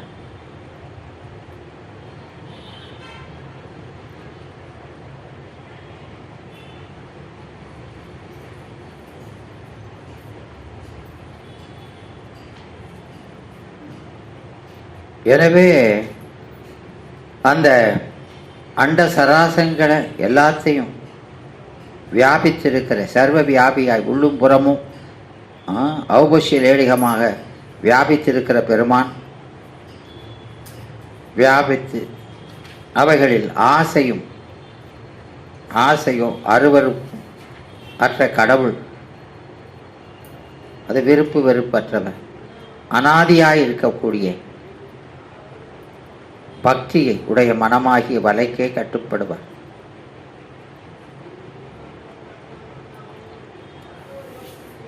பக்தி வலையில் படுவோன் காண்கிறார். பக்தி வலையில் படுவோன். இதற்கு சான்றாக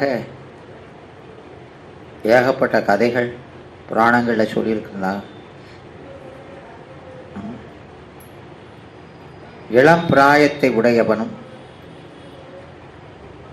அந்த இரணிய கசிபு அவனுடைய பிள்ளையாகவும் தன் பிதாவால் எல்லையற்ற இடர்கட்கு இலக்கானவனும் ஆன அந்த பிரகலாதன் பக்திக்கு பரம்பொருளாகிய பகவான் பக்குவப்பட்டதே இங்கு பகரத்தக்க சான்று இல்லையா? அங்கே பிறந்தது கடவுள் நம்பிக்கை இல்லாத ஒருத்தங்கிட்ட பிறந்தா கூட அவன் தீவிர பக்தி. அவன் என்ன சொன்னாலும், யார் என்ன சொன்னாலும் மாறாத பக்தி. அந்த பக்தி அவனுக்கு எவ்வளோ உயர்வை கொடுத்தது. அப்போ யார் எங்கே பிறந்திருந்தாலும் வினைவழி பிறந்தா கூட மாறாத பக்தி எல்லாத்தையும் மாற்றும் என்கிற. ஆகவே இவைகளையெல்லாம் எளிதில் உணர வல்லோராகிய நாம் யாவரும் அந்த பிறவிப்பிணியை நீக்க இந்த அரிய பிறவியிலேயே அந்த முதல்வனின் திருவடியை அடைந்தே தீரணும் அப்படின்னு முயல வேண்டும். வேண்டுதல் வேண்டாம இலானடி சேர்ந்தாருக்கு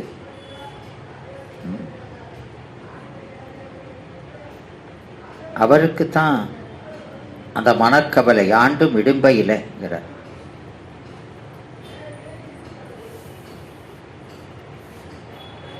அதனால பெருமானுடைய திருவடியை சேர்ந்தவருக்கு தான் பிறவி துன்பம் உண்டாகாது. கற்கண்டு இனிமையான சுவையுடையது என்று சொல்ல கேட்ட ஒருவன் அதை எண்ணிக்கொண்டே இருந்தால் அவனுக்கு அதன் சுவை என்ன தெரியும்? தெரியாது இல்லையா? அதுக்கு என்ன செய்யணும்? ஆமாம், அது இருக்கும் இடத்தை தேடி சென்று அதை எடுத்து வாயில போட்டு அதை சுவைத்தால் அல்லவா தெரியும். அதுபோல ஆன்மாவும்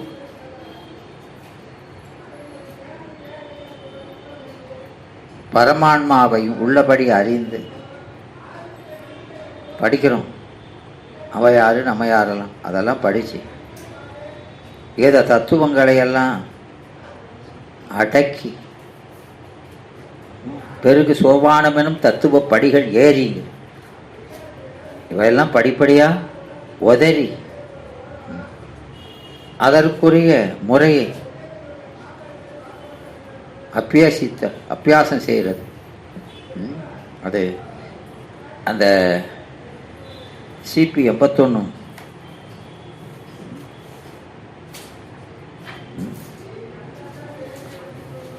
என்னம்மா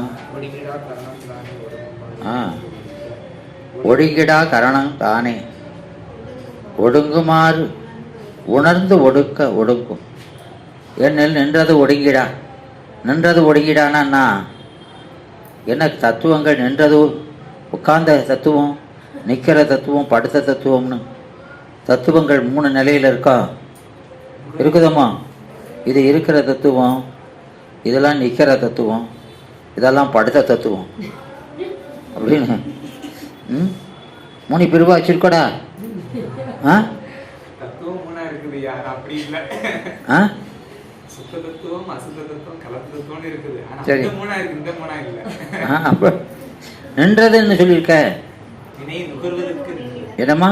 வினை நுகர்வதற்கு நின்ற கருவி. ஆ அதைத்தான் சொல்லியிருக்கேன். ஆமாம், நின்றது என்றால் ஒரு விடயத்தை நுகர்வதற்கு கருவியாய் நின்றது. அது காட்டு உபகாரம்.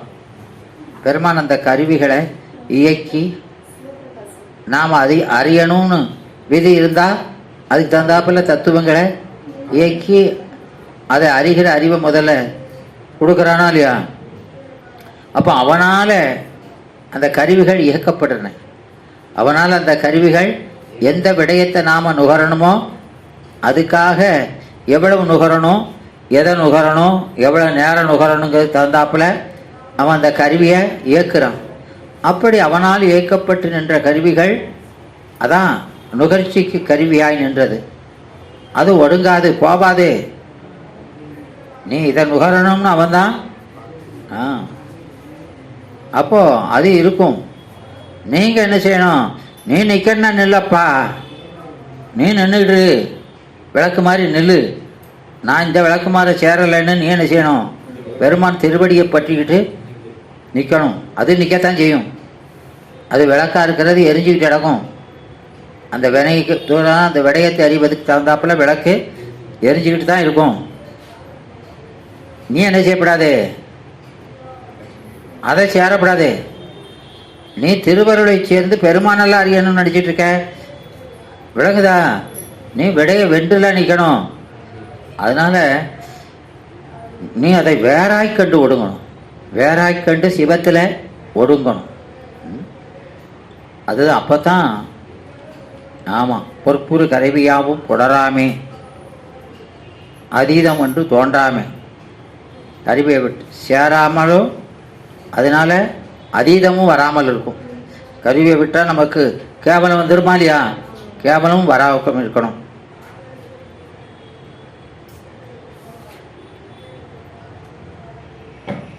அப்போ அதுக்கு நம்ம பயிற்சி பண்ணணும். அதுக்கு என்ன செய்யணும்?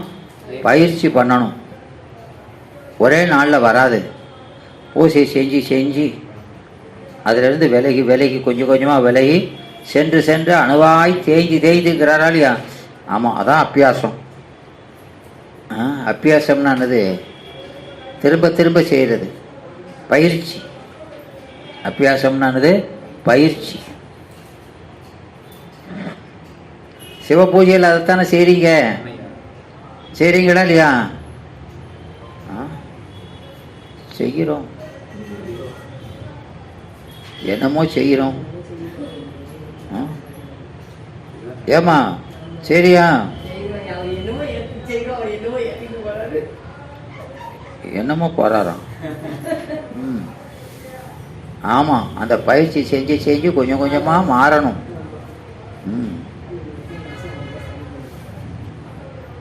அப்போ அது பக்குவம் வர வர வர வர நாம் அந்த அபியாசம் செய்ய செய்ய அப்போ நாம் அந்த நல்வினை தீவினைகள் ஈற்றதிலிருந்து விலகி சிவபுண்ணியங்களை ஈட்டி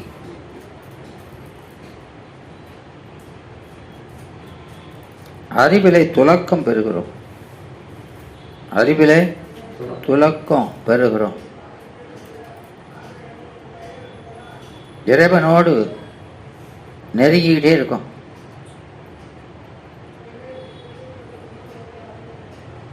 அப்போ வினைகள் நம்ம பற்ற முடியாது போகுது. இணைகள் அது நம்ம 10ஆம் நூற்பாவில் சொல்கிறோமா இல்லையா?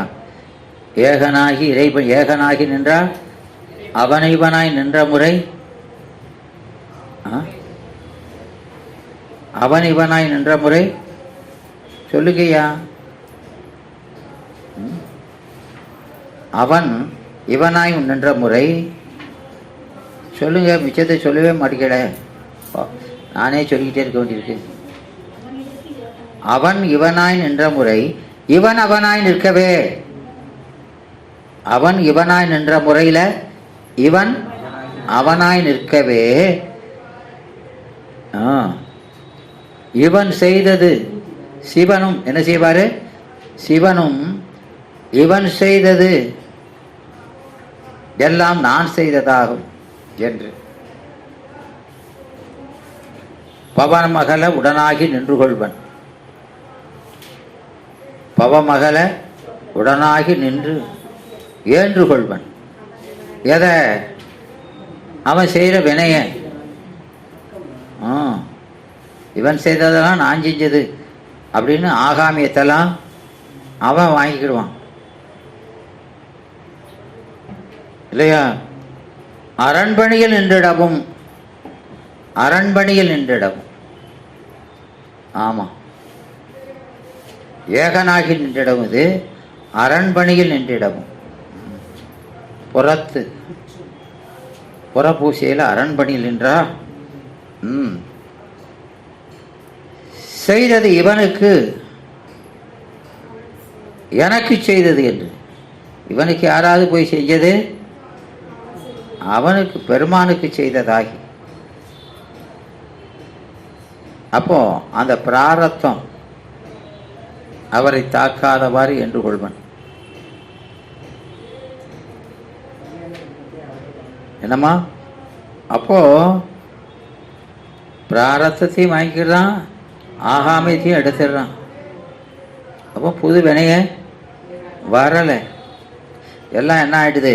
சிவபோகமாகுது. எல்லாம் சிவபோகமா. அதனால இறைவன் பொருள் சேர் புகழ், இறைவன் பொருள் சேர் புகழ் அதை புரிந்தார் மாட்டு. புரிதல்னானது திரும்ப திரும்ப செய்கிறது. சதாசார கால பூசையாய், சதாகால பூசையாய் இறைவன் பொருள் சேர் புகழை செய்தவரிடத்து மாட்டுனானது இடம், பக்கம். அவர் மாட்டு இருள் சேர் இருவினையும் சேரா. இருள் நானது, இருள் நானதுமா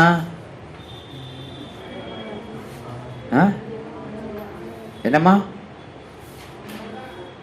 ஆணவம். ஏமா இருள்னா ஆணவமா?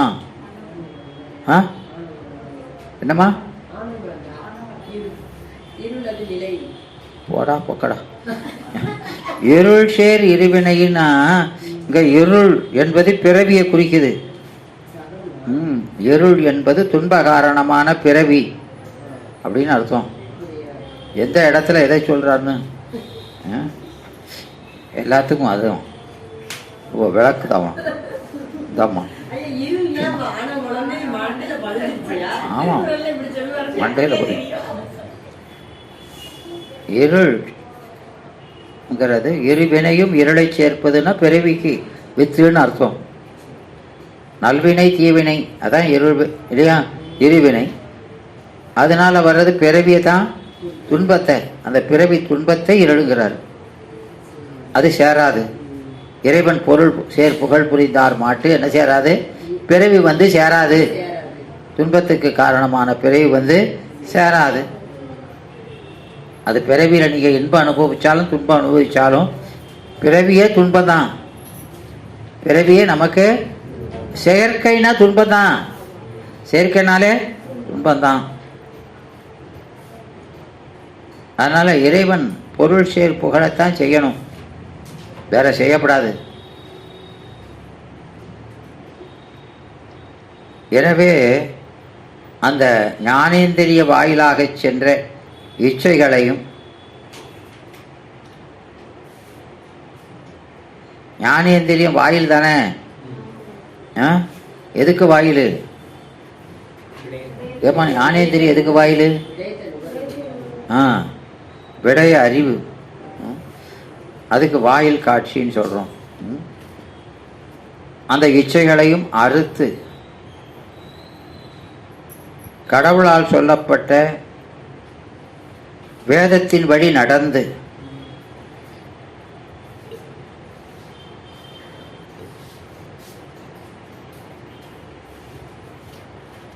கடவுளால் சொல்லப்பட்ட வேதத்தின் வழி நடந்து அந்த பெருமானிடத்தில் வைத்த ஒரு அன்பினாலே,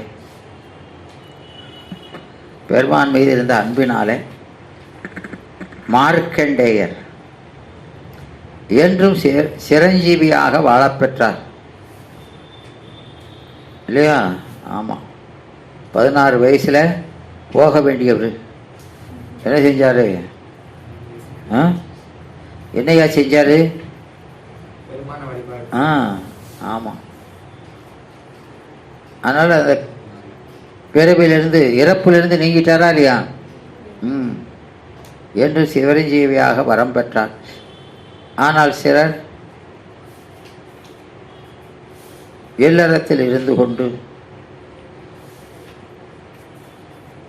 இதுக்குரிய முறைகளையெல்லாம் நாம் இதை பற்றி நடக்கிறது அரிது என்று நினைக்கிறாங்க. அதெல்லாம் சாமியார் இருப்பான். நாமெல்லாம் சம்சாரத்தில் இருக்கவங்கெல்லாம் அப்படி இருக்க முடியுமா அப்படின்னு சொல்கிறது. ஆனால் அப்படி இல்லை. அது அரிதான காரியம் அன்று. அரிதான காரியம். நமக்கு வைராக்கியம் தான் வேணும். நமக்கு பிறவி துன்பம் எப்படியாவது இதில் பெயரக்கூடாது அப்படின்னு ஒரு பயம் இருந்தால், அஞ்சுவது அஞ்சாமை பேதமை, பிறவியை கண்டு அஞ்சணும். அது அந்த குமரகுருபர் சொன்ன மாதிரி, நான் என்ன கொஞ்சம் பிறவியாக பிறந்திருக்கேன், திரும்பி பார்த்தா இவ்வளோ பிறவி, எனக்கு பிறவி மேலே பயமே போயிட்டு இருக்கும். இத்தனை பிறவி பிறந்து அதனால் என்ன ஆகிடுதான், பிறவி மேலே பிறவியை பார்த்து பயமே இல்லை. இப்போ ஏன் பிறவி அவ்வளோ பாகி போச்சு அப்படிங்கிறார். அதனால இது அரிதுன்னு நினைக்கிறாங்க.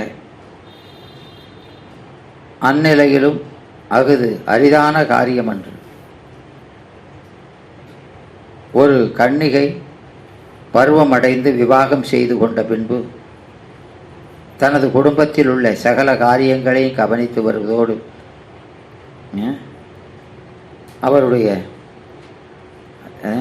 தாய் தந்தையர் போல மாமன் மாமியாரை, மூத்தார் மைத்துனர் முதலாளர்களிடத்தில் அன்பு காட்டி அவர்களை உபசரித்து வந்த போதிலும் அவர் தன்னுடைய கணவனிடத்தில் அவன்கிட்ட மாத்திரம் அதிக விசுவாசம் பாராட்டி மிகவும் அன்பாயிருப்பாள். அன்றியும் ஆனவளுக்கு புத்திரபாக்கியம் கிடைத்தவுடன் முன்போல அவகாசமின்மையினால தனக்கு அருகில் கிடைத்த அந்த அருமை குழந்தையின் மேலே இருக்கின்ற அந்த அன்பாலும் குடும்பத்தில் அதிக கவலையின்றி அந்த குழந்தையை சீராட்டி பாலாட்டி தாளாட்டி வளர்த்து அவள் ஆனந்தமடைவாள். அதுபோலவே ஆரம்பத்தில் அதிக விவகாரத்தில் இருந்தாலும் அரிய நூல்களினது துணிவுகளை பற்றி அதன் உண்மைகளை உள்ளத்தை உறுதியாக இருத்துவோமாயின் அவர்களின் பயனால பின்னர் அனாவசியமான விவகாரங்களை நமக்கு வரும்பொழுதெல்லாம் ஆலோசிக்க அவகாசம் கொடாது அல்லும் பகலும் ஆத்மார்த்த காரியங்களில் நம்மை ஐக்கியப்படுத்தி ஆனந்தத்தை பெறச் செய்கின்ற அந்த வழியிலே ஈடுபடணும். உறுதிப்பொருளை உணர்ந்தோர் உலகில் பலர். ஆகவே அரிதாக பிறவியை பெற்ற நாமெல்லாம் இந்த ஐம்புலங்களை அடக்கி ஆண்டவன் வழிகளில் ஈடுபடுவோமாயின் அந்த அவன் அருள் பெறுவோம் என்பதற்கு ஐயமில்லை. அதனால் நாம் இது ஒரு முடியாத காரியம்னு நினைக்கக்கூடாது. இது பெருமானை அடைவதற்கு எத்தனையோ பேர் எவ்வளவு கஷ்டப்பட்டிருக்காங்க இல்லையா? ரொம்ப கஷ்டப்பட்டிருக்காங்களா இல்லையா? நாம் இதையாவது செய்ய முடியாதா? நமக்கு ஒன்றும் எவ்வளவு நீங்க முடியாத ஒரு பிறவியிலிருந்து பெருமான் நம்மை விடுவிக்கிறார். நாம் அதுக்காக என்ன காரியம் செய்ய போகிறோம்? மற்றதை பற்றுகளை விட்டுட்டு பெருமானை நினைக்கிறோம், அவ்வளோதானே செய்கிறோம். அதனால் இந்த அந்த இது நம்ம உண்மை விளக்கத்தில் இதனை வென்றார். இந்த புலன் இதனால் வரக்கூடிய இன்பம் எவ்வளவு கீழ்ப்பட்டதாக இருக்குது. இதுக்காக தான் நம்ம நாளை செலவழிக்கிறோம் இல்லையா? ஆமாம். அதனால் அந்த பொறிவாயில் 5ஐயும் அவிச்சிடணும். அது அதை அவிச்சா பொய்தீர் ஒழுக்கம் வந்துடும். பொய்தீர் ஒழுக்கம். பொய்தீர் ஒழுக்கம்னு என்ன? இந்த தத்துவங்களால் ஆனதெல்லாம் சடந்தானமா, அது தோன்றி நின்று அழிவது தானே, நிலையில்லாதது தானே. அப்போ அதை அவிச்சிட்டா இது விளங்கும். எனவே பொய்தீர் ஒழுக்கம், அப்போ நித்திய ஒழுக்கம். அந்த நெறி நின்றார் நீடு வாழ்வார். அந்த முக்தி இன்பத்தை பெற்று நீடு வாழ்வார். அதனால் அந்த உத்தானபாதனுடைய குமாரனானவன் துருவன் என்பவன். துருவன் தெரியுமா இல்லையா? ஏமா துருவன் தெரியுமா? துருவ நட்சத்திரம். ஆமாம் ஆமாம். அவன் தன் சிற்றனை மொழிக்கு ஆற்றாது தவத்தினால வைராக்கியமாக இருந்து உயர்ந்த ஒரு பதவியை பெற்றான். எனவே அந்த உத்தானபாத மன்னனுக்கு சுமதி சுருதி என்ற 2 மனைவிகள் இருந்தாங்க ராஜாவுக்கு. முதல் மனைவி அந்த சுமதி, அவளுக்கு துருவன் என்ற மகன் இருந்தான் முதல் மனைவிக்கு. சுருதிக்கும் ஒரே பிள்ளை தான். அவன் பெயர் உத்தமன். அவன் பெயர் உத்தமன். அந்த உத்தானபாதனுக்கு அவ அப்பா பேர் உத்தானபாதன். சுமதியை விட 2வது மனைவி சுருசி மீது அதிக ஆசை. இளையவள் சொல்வதைத்தான் வேத வாக்காக எடுத்துக்கொள்வான். கணவன் தன்னை அலட்சியம் செய்வதை எண்ணி சுமதி மனம் வருந்துவாள். இருந்தாலும் தன்னுடைய மகனுக்காக அனைத்தையும் பொறுத்து கொண்டாள். ஒரு நாள் சுருசி உத்தானபாதனிடம், நம் பிள்ளை உத்தமன் தான் இந்த நாட்டை ஆள வேண்டும், அவனுக்கு பட்டம் சூட்ட வேண்டும் என்று கேட்டாள். அவன் கொஞ்சம் யோசித்தான், மூத்த பையன் இருக்கானேன்னு. அவனால் அவனுடைய பேச்சை மறுக்க முடியலை. ஒப்புதல் கொடுத்தான். என்னதான் ஒப்புதல் தந்தாலும் நாளை ஒரு காலத்தில் மூத்தாள் மகன் அரசுரிமை கோரினால் என்னாவது என்று அந்த சுருசிக்கு பயம் இருந்தது. அவள் மேலும் கணவரிடம் தன்னால் எதையும் சாதிக்க முடியும் என்ற எண்ணத்தில் அவள் சுமதி மீது இல்லாத அவதூறுகளை எல்லாம் கிளப்பி விட்டாள். அதை உண்மை என்று நம்பிய மன்னன் சுமதிக்கு தனியாக ஒரு வீடு கொடுத்து வெளியேற்றி விட்டான். ஒன்றுமறியாத துருவனை அழைத்து கொண்டு சுமதி அந்த காட்டில் இருக்கிற வீட்டில் குடியேறினாள். மகனுக்கு 5 வயதானதும் அவனுக்கு விவரங்கள் தெரிய ஆரம்பித்தது. ஒரு நாள் தன் தாயிடம், அம்மா, என் அப்பா யார், அவரை நான் பார்க்கணும் என்று கேட்டான். அப்போ அவள் கண்ணீர் பெருக்கி அதை மறைத்து ஒரு பணியாளோடு துருவனை அரண்மனைக்கு அனுப்பி வைக்கிறார். அவனுக்கு அங்கே போனோன்னா மகிழ்ச்சியில் துருவன் உள்ளே சென்றான். அவனுடைய வருகையை சற்றும் எதிர்பாராத தந்தை அந்த உத்தானபாதன் பாசத்தோடு கட்டி அணைத்து கொண்டான். தன் மடியிலே அமர்த்தி முத்தமிட்டான். அதை கண்ட அந்த சுருசிக்கு கோபம் தலைக்கேற, இந்த அசட்டு பையனை ஏன் மடியில் அமர்த்தி கொண்டீர்கள், கொடுக்க வாக்குறுதியை காற்றில் போய்விட்டதோ என்று கோபிக்க, பணியாளை பார்த்து யாரங்கே உடனே இங்கிருந்து இவனை விரட்டி அடியுங்கள் என்று கத்தினாள். இத்தனை நடந்தும் அந்த உத்தானபாதன் மூச்சு கூட விடவில்லை. துருவனுக்கு ஒன்றும் புரியவில்லை. அழுதபடியே வெளியேறினான். சுயமகமாக அவன் வீட்டுக்கு வந்ததை கேட்டு அவள் மனம் பொறுக்காது. பெற்ற வயிறு எரிந்தது. அவளால் இப்போது கண்ணீரையும் மறைக்க முடியலை. அம்மாவின் நிலை கண்ட துருவன் அவன் மலம் மேலும் புண்ணாக நாட்கள் நகர்ந்தது. அம்மா, நான் கேட்டா கோபிக்காதே. அப்பா விட பெரியவர் உலகத்தில் வேறு யாரும் இல்லையா என்று கேட்கிறான். மகனை அணைத்தபடி, ஏன் இல்லை? உலகத்தில் உள்ள உயிர்களுக்கெல்லாம் அப்பா ஒருவர் தான் இருக்கிறார்.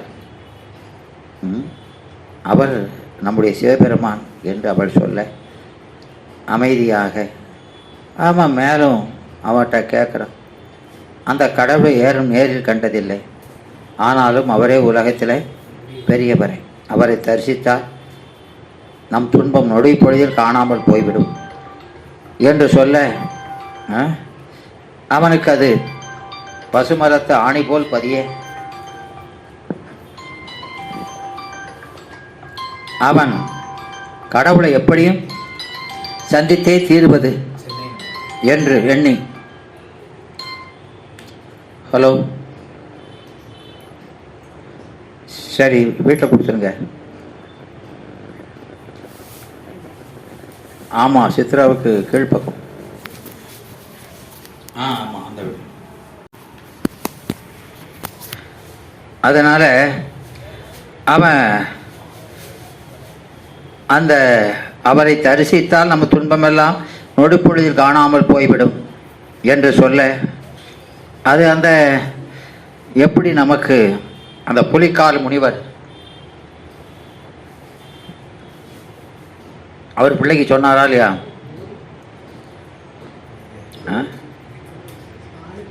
புலிக்கால் என்ன சொல்லுதாக? என்னம்மா சொல்லுதாங்க? பாலுக்கு பாருங்க. ஆமாம், அந்த புலிக்கால் முனிவர் அந்த இள வயதிலேயே அந்த உபமன்யு குழந்தை பருவத்தில் அந்த காமதேவன் பாலை வேண்டி அழும் பொழுது, நீங்கள் யார்ட்டையும் போய் யாரையும் கேட்கப்படாதே, யார்ட்டையும் கேட்கப்படாதே, நானும் ஒரு பிச்சைக்காரன், எதை கேட்கனாலும் அந்த சிவலிங்கத்தை காட்டி அவர்கிட்ட கேளு, அவர் தான் எல்லாம் உடையவன், அவர் தான் தருவார் அப்படின்னு சொல்ல, அந்த பிள்ளை அந்த வயசுலே 6 மாத குழந்தை அது அவரை நோக்கி அந்த பாலுக்காக அழுகிறது. பாரு, இவர் தான் இவைதான் உடையார், இவர் தான் எல்லாம் இவருடைய உடைமை தான், மற்ற எதுவும் யாருக்குமே சொந்தம் இல்லை. அப்போ அப்படி உபதேசம். அந்த குழந்தை அதை கேட்டால அது பொறுக்க மாட்டாமல் அந்த பெருமான் கடலையே பின்னால் அனுப்புகிறாரா இல்லையா? அதுபோல தான் இவர் இந்த அம்மா அந்த துருவங்கிட்ட, நமக்கு நம்ம தந்தை எல்லாருக்கும் பெரியவர், அவர் ஒரு தான், அவரை நாம் அடைந்தால் நம்முடைய துன்பங்கள் எல்லாமே நீங்கிரும் அப்படின்னு சொன்ன உடனே அது அவனுடைய உள்ளத்தில் நல்ல பதிய, அந்த தாயிடம் கூட சொல்லாமல் அன்றைக்கு இரவிலேயே கிளம்பிட்டு, தாய் என்ன கஷ்டப்படுறா, நாம் என்ன கஷ்டப்படுறோம், இந்த பெருமானை அடையிறது தான் வழினா அதை செய்யாமல் நாம் ஒரு பிள்ளை இருந்து என்ன செய்ய? சின்ன வயசுமா அந்த பையன் அப்படி போயிட்டான். 5 வயசு பையன் அப்படியே போய் தவம் செய்கிறான். ஆமாம், அப்படி இவன் யாராவது இறக்கப்பட்ட மனிதர்கள் கொடுத்த உணங்கி வாங்கி சாப்பிட்டு கொண்டு இரவிலே எங்காவது மரத்தடியில் தூங்கி கொண்டு அப்படியே நடந்து காடெல்லாம் நடந்து அவன் கையில சென்று அங்கே ஒரு நாள் விசித்திரமான எண்ணம் தோன்றியது. ஒரு இடத்தில் அமர்ந்தான். நான் தான் கடவுள் என்று கடவுளே நேரில் வந்து தன்னிடம் தெரிவிக்க வர இந்த இடத்தை விட்டு போவதில்லை. என்று முடிவெடுத்து அந்த வழியில் செல்கின்ற வழிப்போக்கர்கள் அவனுடைய முகப்பொலிவைக் கண்டு இந்த சிறுவன் பாலயோகியாக காட்சி அளிக்கிறான் என்று அவனுக்கு உணவு நீரெல்லாம் கொடுக்குறாங்க. காலப்போக்கில் யார் வந்து எழுப்பினாலும் அவன் எழுந்திருக்கவே மாட்டான். அப்படி ஆயிட்டான். அவன் தியானத்தை அப்படியே இருந்து அது தவமாகி ஆண்டுகள் பல ஆனாலும் அவன் ஊனின்றி உறக்கமின்றி அவனது தவக்கணல் எல்லா பக்கமும் பரவுது. அந்த மேலுலகத்தை அடைந்து பிரம்மா, விஷ்ணு, இந்திரன் உள்ளிட்ட தேவர்கள் அவன் முன் வந்து நிற்கிறாங்க. அவன் அசையவே இல்லை. யார் வந்தாலும் அப்போது அங்கே சிவபெருமான் வந்தாரென்றி நான் கண்ணை திறக்க மாட்டேன்ட்டார். அப்படி வைராக்கியத்தில் இருக்கிறார். ஒரு நாள் பெருமான் மனிதனைப் போல வந்து, துருவா, நான் தான் கடவுள் வந்திருக்கிறேன் என்றார். அவன் அடைந்த மகிழ்ச்சிக்கு அளவே இல்லை. அவரோடு கண்களை திறந்தான். எதில் ஒரு சாதாரண மனித வடிவிலே கடவுள் நிற்கிறார். துருவா, சாதாரண மனிதனும் கடவுளை, ஒவ்வொரு உயிர்களிடமும் கடவுள் இருக்கிறார். உழைத்து பாடுபவர்கள் வேர்வையிலும் அவர் நிறைந்திருக்கிறார். உள்ளுக்குள்ளும் அவர் ஒளிந்திருக்கிறார். ஒவ்வொரு மனிதனும் தனது செயலால் கடவுள் போல மாறலாம் என்று அவர் உபதேசிக்க, அந்த உண்மையை உணர்ந்த ஒருவன் தபத்தை முடித்து அவன் ஏழை எளிய மக்களை நேசித்து அவர்களுக்கு சேவை செய்ததில் கடவுளை கண்டான். அவர்களின் சிரிப்பிலே இறைவனை கண்டான். மக்கள் மத்தியில் அவனுக்கு செல்வாக்கு அதிகரித்தது. அந்த புகழ் நாடெங்கும் பரகியது. மன்னர் அந்த உத்தாரான அவனுக்கு வயதாகி நாட்டை நிர்வகிக்க முடியாமல் அவன் திணறிக் கொண்டிருந்தான். தன் இரண்டாம் மனைவியின் பிள்ளையான அந்த சுருசியின் பிள்ளை உத்தமனுக்கு பட்டம் கட்ட முடிவெடுத்தான். நாடு முழுவதும் முரசறைந்து இந்த செய்தியை தெரிவிக்க உத்தரவிட்டான். ஆனால் மக்கள் உத்தமனை அரசனாக்க இயக்க மறுத்துவிட்டார்கள். மக்கள் நலனையே உயிராக கொண்டு செயலாற்றும் துருவனை மன்னராக்க வேண்டும் என்று எண்ணினர். நல்லாட்சி தரும் நல்லவனையே புதிய மன்னனாக தேர்ந்தெடுக்க வேண்டும் என்று அறைகூவல் நாடு முழுக்க எழுந்தது. இதை அடுத்து துருவனும் உத்தமனும் அவங்க 2 பேருக்கு இடையில போட்டி வைக்கிறாங்க. அதில் வெற்றி பெற்ற துருவன் அவன் அரசனாக பட்டம் சூட்டப்படுகிறான். அந்த சுமதியும் ராஜமாதாவாக அரண்மனைக்கு வருகிறாள். தன்னை வஞ்சித்தாலும் அந்த சிற்றனை சுருசி, தம்பி உத்தமன், தந்தை உத்தானபாதன் ஆகியோரையும் துருவன் அவரிடத்திலையும் கடவுளை கண்டது போல கண்டு அவர்களுக்கு சேவை செய்து அவங்களை நல்லபடியாக வைக்கிறான். அதனால் இவனுக்கு அந்த தவ வாழ்வில் எத்தனையோ பேர் வந்து அதை மாற்ற முயன்றும் இவன் அதை உறுதியாக நின்றதுனால வெற்றி அடைந்தான். அதனால் அந்த பெருமானுடைய திருவடியை சேர்ந்தவருக்கல்லது மனக்கவலை மாற்றல் அரிது. அந்த துன்பமில்லாத பெருவாழ்வு எங்கே போகும்? ஆனால் பெருமானுடைய திருப்படியை தவிர வேறு எங்கேயும். ஆமாம், நீங்கள் அந்த சுத்த தத்துவத்தில் போய் பிறந்தா கூட அங்கேயும் துன்பம் உண்டு. அங்கே அந்த சுத்த தத்துவங்களில் விஞ்ஞானகலர் இருக்கிறாங்க இல்லையா? அந்த விஞ்ஞானகலர் அவங்களுக்கெல்லாம் ஒரு பிறவிலேயே முக்தி தான். அப்போ அங்கே அபரமுத்தரும் இருக்காங்க.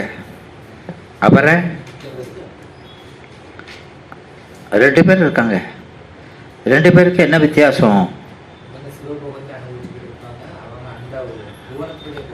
ஆமாம், அங்கே உள்ள இந்த உடற்போகத்தை தான்.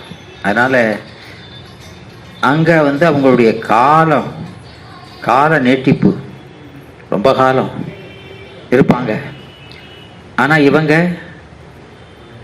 ஆமாம், இந்த அபரமுத்தரை அங்கே போனவங்க கொஞ்ச காலத்திலேயே பெருமானுடைய திருவடி அடைஞ்சிருவாங்க. அதனால் இவங்களுக்கு காலம் ரொம்ப குறைவான காலத்தில் அங்கே போய் முக்தி அடைவாங்க. அதனால் அந்த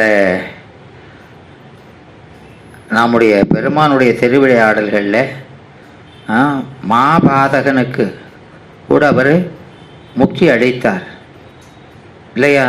ஆமாம், தாயை புணர்ந்து தந்தையை கொன்ற பாதகன் மேலான் அரகமடைவதை மறுத்து அவனுக்கு முக்தி கொடுத்தார். திருவிளையாடல் புராணத்தில் வருதா இல்லையா? திருவிளையாடல் புராணம் படிக்கலையோ? அதில் இருக்குது. அந்த ஏன் அப்படி செய்கிறாரு? அவனை மாதிரி ஒரு பாதகம் செய்யவே முடியாத அவ்வளவு செஞ்சுருக்கான். அவனுக்கு முக்தி கொடுக்குறார். ஏன்? அவன் அதுக்குள்ள தண்டனையை அனுபவித்து ரொம்ப கஷ்டப்பட்டு அதை உணர்ந்த காரணத்தால், அவ்வளோ பாவம் செஞ்சிட்டமேன்னு உணர்ந்து பெருமான்கிட்ட வேண்டின காரணத்தினால, ஆமாம், எவ்வளவு பாவம் செய்தாலும் சரி அவர்கள் திருந்தினா முக்தி அப்படின்னு அதுக்காக தான் அந்த கதையை சொல்கிறார். அதாவது பிராயச்சித்தம் இல்லாத பாவங்களெல்லாம் செய்திருந்தா கூட அதை உணர்ந்து திருந்தினா முக்தி கொடுக்குறாரு பெருமான். அது அவருடைய அவ்வளவு கருணையை குறிக்கிற முகமாக அதை சொல்கிறார். அதனால் இறைவனுடைய அன்பு அது அன்பே வடிவாக இல்லையா? கடலே அணைய கருணை உடையவன் சொல்கிறோம். அதை உணர்த்துவதற்குத்தான் சொல்கிறார். எனவே உண்மையை உணர்ந்தவனது குற்றத்தை மன்னிப்பதே மேலான கருணை என்று அவர் நமக்கு காட்டுகிறார். அப்போ அன்பே வடிவாயிருக்கின்ற அந்த பரப்பிரமத்தை அடைந்தால் பிறவிப்பிணியை ஒழிக்கலாம். எண் குணமுடைய அந்த இறைவன் அடியை அடையவும் அந்த அட்டாங்க யோகத்தில் சொன்ன வரை சித்தி பெறவும், சித்தியோ முக்தியோ எது பெறணும்னாலும் என்ன செய்யணும்? பெருமானுடைய திருவடி தான் ஆமாம் கதி என்பது. எனவே இந்த பிறவி தப்பினால் எப்பிறவி வாய்க்குமோ என தாய்மானவர் கூறியதை உண்ணி மெய்ப்பொருளாகி விருப்பும் வெறுப்பும் மற்றவனாக உள்ள பரம்பொருளை அடைவதற்காக நாம் ஒவ்வொரு நாளும் அது அந்த திருக்குறளில் சொன்னது போல வீழ்நாள் படாமை நன்றாற்று, வீழ்நாள் படாமை நன்றாற்றுங்கள். நன்றாற்றுவது என்னது? ஏமா நன்றாற்றுறதுன்னா என்னதுமா? வீழ்நாள் நன்றாற்றுதல்ங்கிறது சிவபூசனை தான். ஒரு நாள் கூட விடாமல் நன்றாற்றி அது நம் வாழ்நாள் வழி அடைக்கின்ற கல். எனவே பிறவியை அடைக்கக்கூடிய கல். அதனால் தன்னை நேர் ஒப்பில்லாத தலைவனை, தன்னை நேர் ஒப்பில்லாத, நேரே இல்லை, ஒப்பும் இல்லை, உயர்வும் இல்லை, அப்படிப்பட்ட தலைவனை என்று அப்பர் சாமிகள் சொல்லுவார். ஒப்பிலாதனே ஓமனில் இறந்தன ஒன்மலர் திருப்பாதத்து அப்பன், ஒன்மலர் திருப்பாதத்து அப்பன் என்றும் ஒப்பு உனக்கு இல்லா ஒருவனே அடியன் உள்ளத்துள் ஒளிர்கின்ற ஒளியே என்றும் மணிவாசகர் சொல்லுவார் இல்லையா? ஊரிலான் குணம் குறியிலான் செயலிலான் உரைக்கும் பேரிலான் ஒரு முன்னிலான பின்னிலான் பெரிதோர் சார்பிலான் வரல் போக்கிலான் மேலிலாதன தனக்கு நேரிலான உயிர் கடவுளாய் என்னுள்ளே நின்றான் என்று கச்சியப்பர் சொல்கிறார். காமர் உயிர் செகுக்கும் கண்ணொன்றே காமரு சீர் மாதர் நலமழிக்கும் கண்ணொன்றே மாதருக்கு என்னா இரவொழிக்கும் கண் ஒன்றே இந்து நிலத்தில் தன்னேர் இலர்தான் தனக்கு என்று குமரகுருபரர் சிதம்பர செய்யுட்கோவையில் சொல்லுவார். எனவே தனக்கு நேரில்லாதவன் என கடவுளை குறித்து வந்துள்ள இங்கே அவனை, அந்த நேரில்லாத இறைவனை எவ்வகையாலும் எவரும் அவனது திரு அருளை அடைந்தவரே அல்லல் நீங்கி நல்ல சுகம் பெறுவர் என்பது. அதனால் அரிய பெரிய தவமுடைய திருவாச முனிவர் ஒரு முறை அவர் அமராவதிக்கு வருகிறார். அங்கே அந்த பெரியாரை இந்திரன் கண்டும் காணாதது போல இருக்க, அவர் எல்லை மீறிய செல்வப் பெருக்கால் அல்லவா இப்படி மதம் கொண்டிருக்கிறான் இந்த இந்திரன் என்று அவர் மனங்கணன்று அவர் திருவாசல் எப்போதுமே ஆமாம், அதனால் அவர் சபிக்க அங்கே இருந்த கற்பகம், ஆமாம், அந்த அமுத சுரபி, ஆமாம், சிந்தாமணி முதலிய அந்த தெய்வ திரவியங்களெல்லாம் கடலில் சென்று மறைந்தன. கடலில் போய் எல்லாம் மறைஞ்சிட்டு இந்திரன் வருந்தி இதுக்கு என்ன செய்கிறது என்று அவர் குருநாதர்கிட்ட போய் கேட்குறான். அவர் இந்த சிவன் அடியார் சாபத்துக்கு அவரா ஆமாம் ஆமாம் பிடிக்கணுமே தவிர வேறு எதுவும் செய்ய முடியாதுன்னு சொல்ல, அதனால் அவன் இப்படி சொல்லிட்டார அப்படின்னு சொல்லி அதனால் சமாதம் அடையாதவன் திருமால்கிட்ட போய் கேட்குறான். அப்போ அது கடலுக்குள்ளே தானே போச்சு, அதை கடைஞ்சி எடுத்துருவோம் அப்படின்னு. அதனால் அதை கடைய முயன்று தேவரும் அசுரரும் திரண்டு அந்த மந்திரமலையை மத்தாகவும், ஆமாம், சந்திரனை தூணாகவும் நிறுத்தி வாசுகியை தாம்பாக்கி அமைத்து இரு திறத்தாரும் உறுதியோடு ஊக்கி கடைந்தார்கள். அப்படி கடையும் போது அந்த பாம்பிட்டிருந்து கொடிய விஷம் அது கக்க இந்த கடைந்த தேவர்கள் மனதிலே எழுந்த நஞ்சி அவங்க கடைய நேரம் ஆவாவ வந்துட்டா, அமுதம் வந்துட்டா அவனுக்கு கொடுக்காம எப்படி ஏமாத்தலாம் அப்படிங்கிற அந்த எண்ணம் தான் ரொம்ப கூடுது. அப்போ அவங்க எண்ணமே நஞ்சாய் அந்த பாம்பு கக்கின விஷத்தோடு இந்த நெஞ்சும் செஞ்சு ஆலகாலமாய் அது அவங்க அதனால் தீகள் அடைந்து மருண்டு வெருண்டு முடிவில் ஒவ்வொருத்தராக தஞ்சம் புகுந்து கடைசியில் பெருமானுடைய திருவடியை தஞ்சமடைங்க. அப்போ பரமன் அவரை இணைந்து நோக்கி அஞ்சல் மின் என்று சொல்லி அபயம் அளித்து அந்த நஞ்சை தன் கண்டத்தை அடக்கி ஒடுக்கி கையில் எடுத்து வாயில் மடுத்தார் இல்லையா. அதை கண்டமட்டில் உண்டது, கண்டமட்டும் உண்டது, அது கண்டமட்டில் நின்றது, கண்டமட்டில் உண்டது நின்றது. அதனால் அந்த நீலகண்டன் என அவர் நிலவி நின்றார். வானவர் யாவரும் கவலை நீங்கி உபகை எய்தினார்கள். அதனால் இந்த கோலாலமாகி குறைகடல்வாய் என்று எழுந்த ஆளாலம் உண்டான் அவன் செதுதான் என்னடி அப்படின்னு கேட்குறா. அப்போ என்ன அர்த்தம் கேட்கா? என்னம்மா கேட்குறா? ஏ தாய் என்ன கேட்குறா? ஆ என்னம்மா? ஏன் நீங்களே ம்.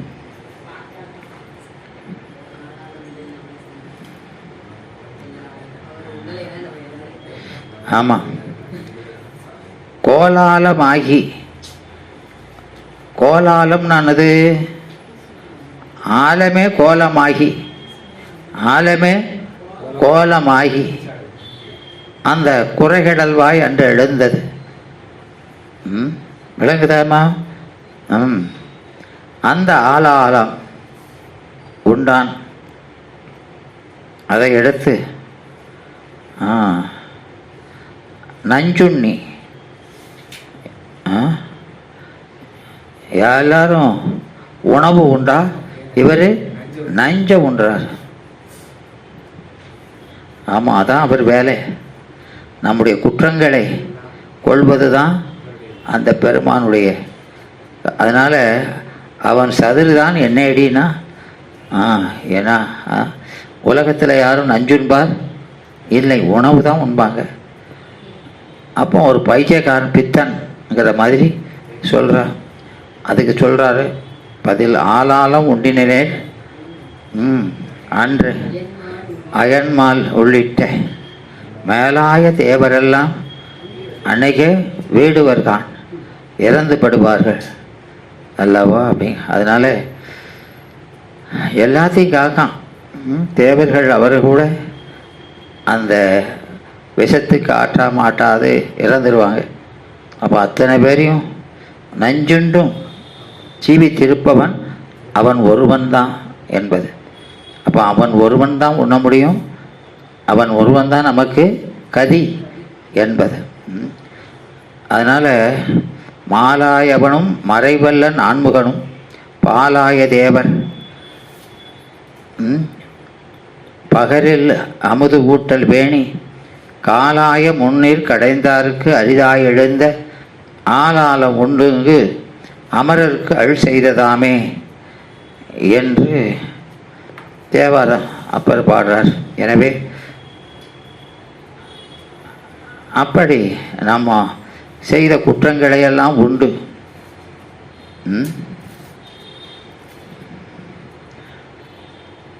நஞ்சோற்றம் பெற நுகர்வுற்று இருண்ட கண்டர் என்று பாரதம் சொல்கிறது.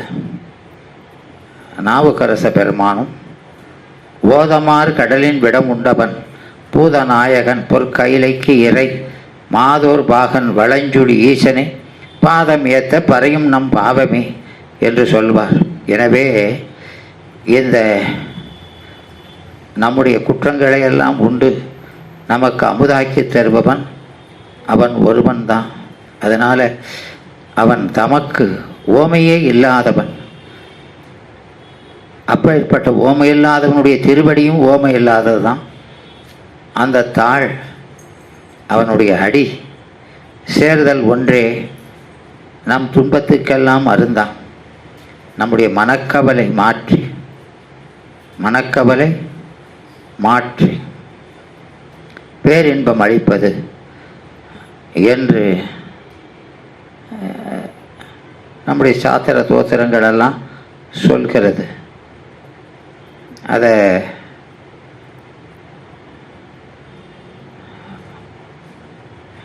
தனக்கு ஓமையில்லாதான் தாழ் சேர்ந்தாருக்கு அல்லால்னு அர்த்தம். அவர் ஒருவர் மட்டுமே வீடு பேர் அழிக்க வல்லவர், மற்ற யாரும் அழிக்க முடியாது என்பதை இந்த பாட்டில் சொல்லி உற்றபல தீண்டாவிடலரிது என்ற நாலடியாரில் சொன்னது போல அருமை, அந்த அருமை என்மை மேல் நின்றது. அதனால் ஆரிதுங்கிறது அந்த அருமை இவனை தவிர வேறு யாரும் செய்ய முடியாது என்று அவரே கடவுள் பொருள் என்பதை நமக்கு தெரிவித்து கரை கறந்து காணும் தெய்வம்ங்கிறார். கரைந்து காணும் தெய்வம் என்று அந்த பெருமானை சொல்கிறார்கள். எனவே நம்முடைய கரையெல்லாம் நீக்கி தூய்மை செய்து இன்பம் அளிப்பவன் ஒருவன் தான், வேற யாரும் மற்ற எல்லாம் கரை உடையவர்கள் தான். அவன் ஒருவன் தான் கரையற்றவன் என்பதை இங்கே சொல்கிறார். அதனால் நாம் இந்த பிறவிங்கிறது ஒரு அரிய பிறவி. இந்த அரிய பிறவியில் நாம் செயற்கரிய செய்யணும். செயற்கரிய செய்வர் பெரியர், சிறியர் செயற்கரிய செய்யலாகாதார்ங்கிறார். எனவே அரிதானது என்னதுன்னா அந்த முக்தியை அடைவது தான். அதை செய்பவர்கள் தான் பெரியர். அதை செய்யாதவரெல்லாம் இந்த பிறவியை வீணடித்தவராக சொல்லப்படுகிறார். அதனால் இந்த அரண் எங்கும் அரண் நாமமே சூழ்க என்றார் போல நாம் பெருமானுடைய திருநாமத்தையே எந்த நேரமும் மந்திரமாக சொல்லி கொண்டிருந்து நம்முடைய மனக்கவலையெல்லாம் மாற்றுவோமாக என்கிறார். இப்போ நாம் கடந்த வகுப்பில்